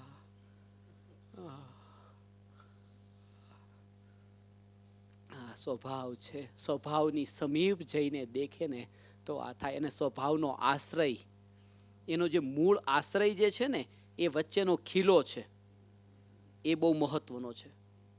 એ બહુ મહત્વનો છે. તમે જોયું હોય કે જે ઘઉંના દાણા અંદર નખાય ને, એને પછી એવી રીતે આમ કરે તો એ દાણા એમાં પીસાઈ જાય, ભરડાઈ જાય. પણ એકાદ દાણો એમાં અટકી જાય એ ખીલાની અંદર, તો એ ભરડાય નહીં, એ પીસાય નહીં પછી. કેમ? કારણ કે જે દાણાએ એક ખીલાને આશ્રય લીધો, એનો પકડી લીધો ખીલો, એ પછી હવે પીસાતો નથી. એવી રીતે જે જીવ એક આત્માનો આશ્રય લઈ લે છે, એ પછી ચાર ગતિના ચક્રમાં પછી એ પીસાતો નથી. એકનો આશ્રય લે, એવો આવો આશ્રય લે એકનો. એકના આશ્રયે પરિભ્રમણ રોકાય છે, દુઃખ રોકાય છે, અને જન્મ મરણ રોકાય છે. આ એકનો આશ્રય. એટલે સમયસારમાં એને 1:38 અને 73મી ગાથામાં અહમ એકો ખલુ શુદ્ધો કયો. હું એક છું ને શુદ્ધ છું. અશુદ્ધતા ક્યારે આવે? અશુદ્ધતા આવી જ નથી. અશુદ્ધતા તો બે દ્રવ્યના મિશ્રણથી અશુદ્ધતા ઉત્પન્ન થાય. હું કોઈમાં મળ્યો નથી તો અશુદ્ધતા કેમ થઈ? આ બહુ સૂક્ષ્મ વાત છે. એક પાણી છે, દૂધ છે. હવે મેં દૂધ માંગ્યું એટલે મને દૂધ આપ્યું. દૂધ આપ્યું પછી દૂધ પીધા પછી મેં કીધું મને પાણી આપો. તો મને પાણી આપ્યું એ જ ગ્લાસમાં દૂધવાળા. અને મેં પાણી જોયું. મેં કહ્યું મને પાણી ગંદુ કેમ આપ્યું? હવે પાણી જે હતું ગંદુ હતું, પાણી તો બિલકુલ ચોખ્ખું હતું. અને દૂધે ગંદુ હતું ચોખ્ખું હતું? ચોખ્ખું જ હતું. પણ ચોખ્ખા દૂધમાં ચોખ્ખું પાણી પણ જો મળે ને, બે મળે તો અશુદ્ધ થઈ ગયું પાણી, ગંદુ થઈ ગયું. આ વાત છે. મિશ્રણમાં અશુદ્ધતા છે. મિશ્રણમાં અશુદ્ધતા છે. એક 25 વર્ષનો બાલ બ્રહ્મચારી, એક 22 વર્ષની બાલ બ્રહ્મચારી છોકરી, બંને છોકરા છોકરી, આખો સમાજ એને ભક્તિભાવથી નમસ્કાર કરે, બે શુદ્ધ છે. પણ બંને જો મળે ને, બસ પતી ગયું, અશુદ્ધતા થઈ. એકલાપણામાં શુદ્ધતા છે ને, મળે બે શુદ્ધ મળે તો પણ અશુદ્ધ થઈ જાય. તો હું આત્મા શુદ્ધ છું અને આજ સુધી કોઈનામાં મળ્યો નથી. એક છું અને કોઈનામાં મળ્યો નથી, તેથી હું અશુદ્ધ આજ સુધી હું થયો નથી. આ સ્વભાવની શુદ્ધતા છે. આજ સુધી અશુદ્ધ થયો નથી. અશુદ્ધ થયો હોત ને તો પછી શુદ્ધ થવું ભારે પડે. ન થઈ શકે, કારણ કે થઈ ગયો અશુદ્ધ. આ તો અશુદ્ધ થયો નથી, અશુદ્ધ માનેલો હતો. પરમાં જાય કેવી રીતે? પરમાં જઈ ન શકે. એક દ્રવ્ય બીજા દ્રવ્યમાં જઈ ન શકે. ભારત દેશ અને અમેરિકા,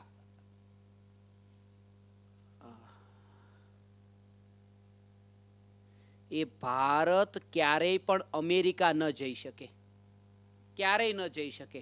પણ એક કામ થઈ શકે કે ભારતીય અમેરિકા જઈ શકે. ભારતીય એટલે કોણ? ભારતનો એક અંશ. આ ભારતીય ઇન્ડિયાનો અંશ, પાર્ટ એક ઇન્ડિયન. એવી રીતે આત્મા, જીવ એ પરદ્રવ્યમાં શરીરમાં ન જાય, પણ જીવની જે શ્રદ્ધા નામનો ગુણ ને એની પર્યાય એ પરમાં જઈને એકત્વ કરે કે આ મારું છે, આ મારું છે. ભારતીય જે છે ને એ ભારતીય અમેરિકા જઈ શકે છે. પણ ભારતીય અમેરિકા જાય તો પણ અમેરિકન ન થઈ જાય, એ ઇન્ડિયન જ રહે છે. એવી રીતે આત્માની પર્યાય ભલે પરમાં પોતાપણું કરવા જાય પણ પરની નથી થતી, એ પોતાની જ રહે છે, પોતાની જ રહે છે. આ એનો પોતાનો સ્વભાવ છે. પરદેશ જવાનો અર્થ એ કે પરભાવ એ પરદેશ છે અને સ્વભાવ એ જ સ્વદેશ છે. કાનજી સ્વામી જ્યારે નાયરોબી ગયા હતા ને, ત્યારે નાયરોબીમાં કોઈ પ્રશ્ન પૂછ્યો હતો કે ગુરુદેવ હવે સ્વદેશમાં ક્યારે જવાના? તો કે અમે તો સ્વદેશમાં જ છીએ. તો કે અહીંયા તો પરદેશમાં આવ્યા છો ને. તમે પરદેશમાં છો તો કે મારે તો અહીંની નેશનાલિટી છે. ત્યારે ગુરુદેવ કે પરભાવમાં જે છે એ પરદેશમાં છે ને સ્વભાવમાં છે સ્વદેશમાં છે. જ્ઞાની ક્યાંય પણ જાય છે એ પોતાના સ્વદેશમાં જ છે, ક્યાંય પરદેશમાં જતા નથી, કારણ કે સ્વભાવમાં છે, એનો ભાવ એ છે. સ્વભાવમાં છે. અહીંયા એ કીધું કે જેવી રીતે પહેલો મોતી અને બીજો મોતી એ ક્રમબદ્ધ છે, આ પાક્કું જ છે. બીજા પછી ત્રીજો, આનો ભાવ સમજજો, બીજા પછી ત્રીજો એ ક્રમબદ્ધ છે, ચોથો ક્રમબદ્ધ છે. આ બધું જેમ નક્કી છે, એવી રીતે જેમ આ નક્કી છે, એવી રીતે આ બધા મોતીથી દોરો જે છે એ જુદો છે, એ પણ એટલું જ નક્કી છે, જુદાપણું. એવી રીતે પ્રત્યેક પર્યાય ક્રમબદ્ધ છે ને નક્કી છે, અને એ બધી ક્રમબદ્ધ પર્યાયોથી હું ભગવાન આત્મા જુદો છું એ પણ નક્કી છે. એ શ્રદ્ધાનું નામ સમ્યક દર્શન છે. પછી કહે છે આવું હવે કોઈને પ્રગટ કરવાને ભાવ થયો હોય તો એના માટે.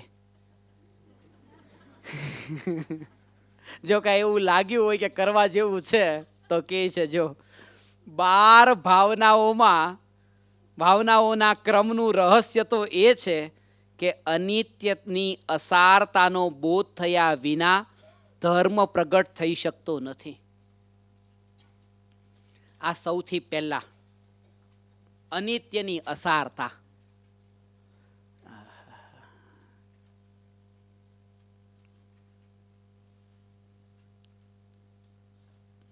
એક ક્ષણનું સ્વરૂપ એને સમજમાં આવી જાય કે જે કંઈ પણ આ રાગના ભાવ, મોહના ભાવ, આસક્તિના ભાવ આ અનિત્યતા અસાર રૂપે લાગે.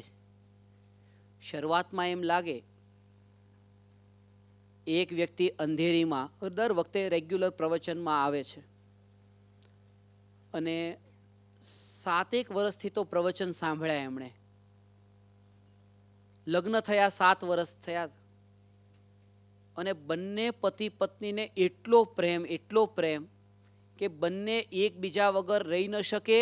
અને પતિ જો ઓફિસમાં જાય ને તો પત્ની ત્યાં એવી રીતે ત્યાં રસોડામાં રોટલી બનાવે તો ત્યાં પેલું લેપટોપ રાખ્યું હોય એમાં સ્કાઈપ ઉપર ત્યાં એનો ઓફિસમાં જોવે અને જોવે તો પેલો કામ કરી શકે, એટલો પ્રેમ કરે. અને પ્રવચનમાં આવે ને તો પ્રવચનમાં આમ જેમ કે આ બાજુ કોઈ બેસે આમ, એમ નહીં, એ બિલકુલ બાજુમાં અને આમ પર હાથ પર. ત્યારે હું કહું ભાઈ પ્રવચનમાં થોડા આમ કે મારે બધાનો મોહ છૂટશે, પછી બધાનો મોહ પહેલા છૂટશે, પણ આનો મોહ જે છે ને એ સૌથી છેલ્લે છૂટશે. બહુ આ કયા જન્મના એમ છે, એના વગર ચેન ન પડે. આમ એ બસ મારી પત્ની. અને એટલી સુંદર દેખાવડી સ્ત્રી, મારી. અને હમણાં જ તે મુંબઈમાં ગેસનો બાટલો ફાટ્યો, આગ લાગી, ચહેરો આખો બળી ગયો. આખો એટલે ઓલો જેમ કે ને કે બિલકુલ. તે એ બેનનો ફોન આવ્યો ને વાત કરી કે 1.5 મહિનાથી આવું થયું છે, 1 મિનિટ માટે મારો વર મારી બાજુ નથી બેઠો.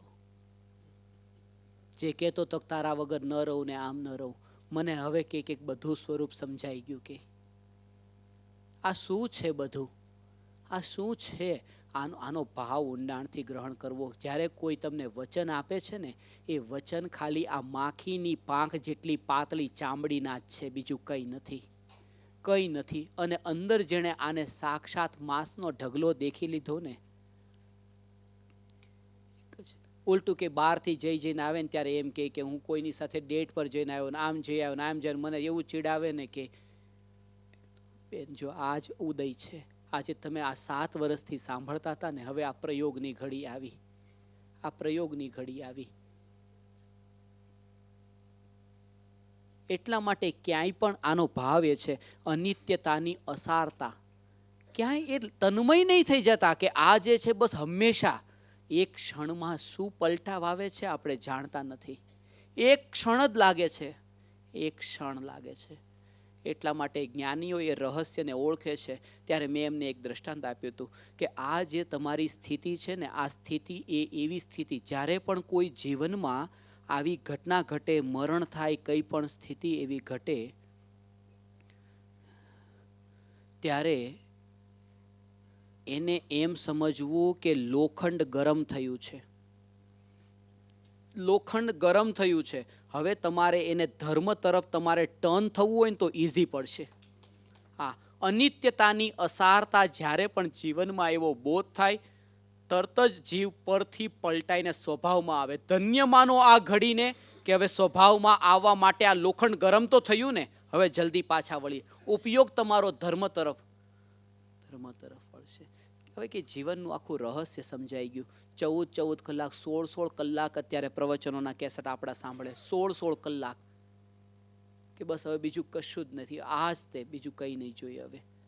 હવે કંઈ નહીં જોઈએ. અને હવે કદાચ જોઈએ કે પણ ખરો ને તો પણ હવે અનિત્યતા સમજાઈ ગઈ, હવે કોતરાઈ ગઈ છે કે હવે ભરોસો નથી બેસતો, કોઈના ઉપર નથી બેસતો. જ્ઞાનીઓ એ જ કહે છે કે શું લઈને આવ્યા ને શું લઈને જવાનું. એટલા માટે કે બસ તમે જાગૃતિ રાખો, એ અનિત્યતામાં ડૂબી નહીં જતા, ક્યારે આકર્ષિત નહીં થઈ જતા અનિત્યતામાં. તમે બેઠા છો અને કોઈ સરસ એવી ગાડી નીકળી ને, તરત જ તમે આમ જોવો છો, ગાડી આમ પસાર થઈ, આમ પાછળ વળીને આમ જોવું પડે છે ને, આ બસ એમાં મોહિત થયા. આ અનિત્યતાની અંદર લેપાઈ નહીં જતા, કંઈ નથી એમાં. આવી રીતે બધી ઘટનાઓમાં લેજો. સારું એવો બંગલો કે કંઈ પણ દેખાયું, એમાં તરત જ આમ લેપાતા નહીં. તમે પોતાની જાગૃતિ રાખો કે મારાથી મહાન બીજું કંઈ નહીં, એવી જાગૃતિ રહી. એને વહેતો પ્રવાહ સમજો, લેપાવું નહીં. આ એનો ભાવ છે. અસારતાનો બોધ થયા વિના ધર્મ પ્રગટ થઈ શકતો નથી. અને હવે કે છે, ગૃહિત મિથ્યાત્વ રૂપી ઝેરને પીવાવાળા અન્ય જીવોના મિથ્યાત્વ પર નજર જવી એ પોતાનો પ્રમાદ છે. તેમ છતાં પોતાને પ્રમાદ અને અપ્રમાદરૂપ અવસ્થાથી ભિન્ન ત્રિકાળી જ્ઞાયક માનવો પોતાનું સમ્યક્ત્વ છે. એટલે કે કોઈ પણ જીવ ગૃહિત મિથ્યાત્વનું પોષણ કરે, એટલે માનો કે બકરાનો વધ પણ કરે કે એવા પાપ પણ કરે ને, તો તમારી નજર એના તરફ ગઈ, એના તરફ નજર ગઈ, પણ એવી જે નજર તમારી, એ તમારો દોષ છે, એનો દોષ એનામાં છે, પણ એનામાં નજર ન જાય. અને એમ જાણવું કે નજર જાય તોય આ જે મારો પ્રમાદ છે, મારી આળસ છે. કેવી આળસ? કે આત્મામાં લીન નથી રહી શકતો હું, એટલે ત્યાં આ નજર ગઈ, એને આળસ કીધી. આત્મામાં લીન રહેવાની આળસ.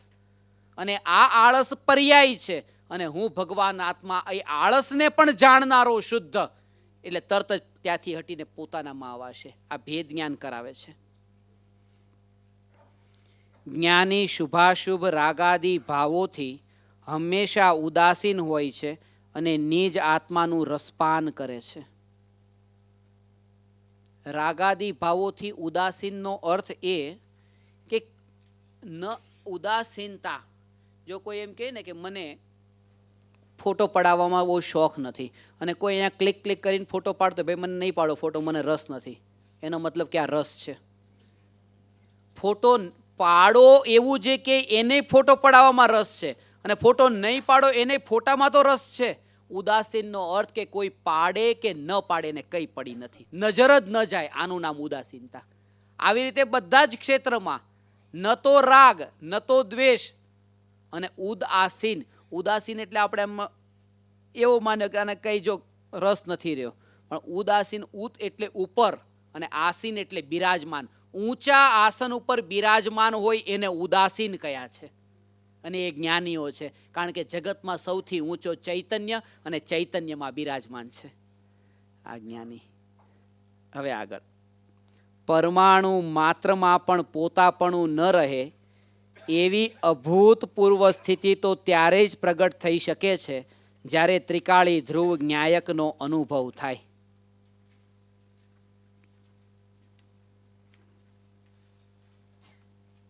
જેમ કહ્યું હતું ને, એક પરમાણુ માત્રમાં પણ એવો ભાવ નહીં, એક પરમાણુ માત્રમાં એવો ભાવ નહીં.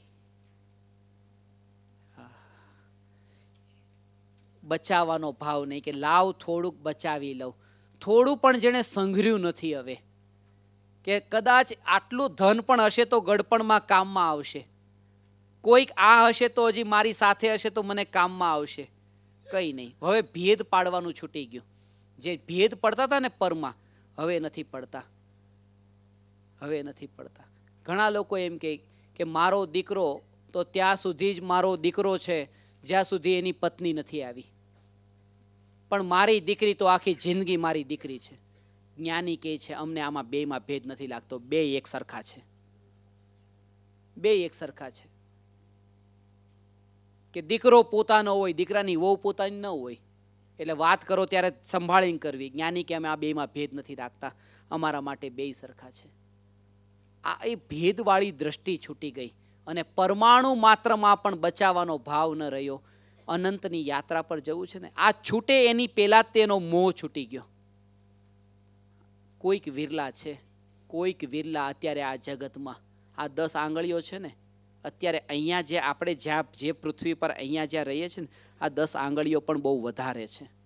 કોઈક વિરલા છે જે આ રહસ્યને અંદરમાં ઉતરીને ઓળખ્યું છે, કોઈક વિરલા છે. એટલા માટે કહ્યું છે આ સત્સંગ જ એકમાત્ર. એક પર્યાયમાં એક દ્રવ્ય સ્વભાવ જ અનુભવમાં આવે છે. જ્યારે આત્માની અનુભૂતિ થાય છે, જેમ કહ્યું ને કે રસગુલ્લાની સાથે એક વાળ પણ અનુભવમાં આવે તો રસગુલ્લાની મીઠાશનો અનુભવ નહીં થાય. એટલે સવારે વાત કરી હતી કે ભક્તિ ભક્તિ ભક્તિ, રાગ, ઉછળકૂદ, નાચવું, એ રાગના ભાવ સાથે આત્માનો અનુભવ થાય ને તો આત્માનો રસ નહીં આવે. એટલે રાગથી જુદો હું આત્મા છું એવો અનુભવ થાય તો તે નિર્વિકલ્પ થાય. ભાવ એનો એ છે સૂક્ષ્મ.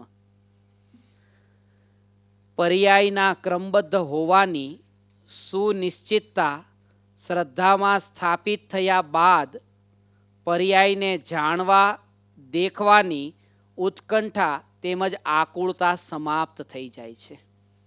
આમાં નીચે વાત કરી છે, થોડા વર્ષો પહેલા ક્રિકેટની મેચ ચાલતી હતી, પછી મેચ ફિક્સિંગ થઈ ગયું ને વચ્ચે વચ્ચે બહુ, એટલે મેચ ફિક્સિંગના કારણે પછી લોકો મેચ જોતા બંધ થઈ ગયા કે આમાં કંઈ જોવા જેવું નથી. કેમ કે ફિક્સ જ છે પહેલેથી. તો જે વસ્તુ ફિક્સ હોય ને પછી આપણે એને જોતા નથી. એવી રીતે આખું જગત ફિક્સ છે તો જગતને જોવાની ક્યાંય જરૂર નથી. જે ફિક્સ હોય પછી જોવાની શું જરૂર છે? રસ જ ન રહે, એમાં રસ છૂટી જાય છે. એટલા માટે આ ક્રમબદ્ધ પુરુષાર્થ એ છે કે છેલ્લે હું જ્ઞાયક છું, હું તો જ્ઞાયક જ છું, જ્ઞાયક જ્ઞાયક ને જ્ઞાયક, છેલ્લે જ્ઞાયક જ્ઞાયક. સાર આ બધાનો એ ચૈતન્ય પરમાત્માઓ ભગવાન, આ સાર એક જ સાર કે આ બધાનો સાર એ કે બધી પર્યાયો ક્રમબદ્ધ છે અને એ ક્રમબદ્ધ પર્યાયો જે છે એની સાથે મારે કંઈ લાગે વળગે નહીં. હું તો ત્રિકાળી ધ્રુવ ચૈતન્ય માત્ર ભગવાન આત્મા છું, ચૈતન્ય માત્ર ભગવાન આત્મા છું, ચૈતન્ય માત્ર ભગવાન આત્મા છું. તો આ ક્રમબદ્ધ પુરુષાર્થની આ ત્રિદિવસીય શિબિરમાં આપ સૌએ આટલા અત્યંત હૃદયના ભાવપૂર્વક અહીંયા સાંભળ્યો એ બદલ સમસ્ત પરમાત્માઓને મારા ભાવ સહિત પ્રણામ કરું છું.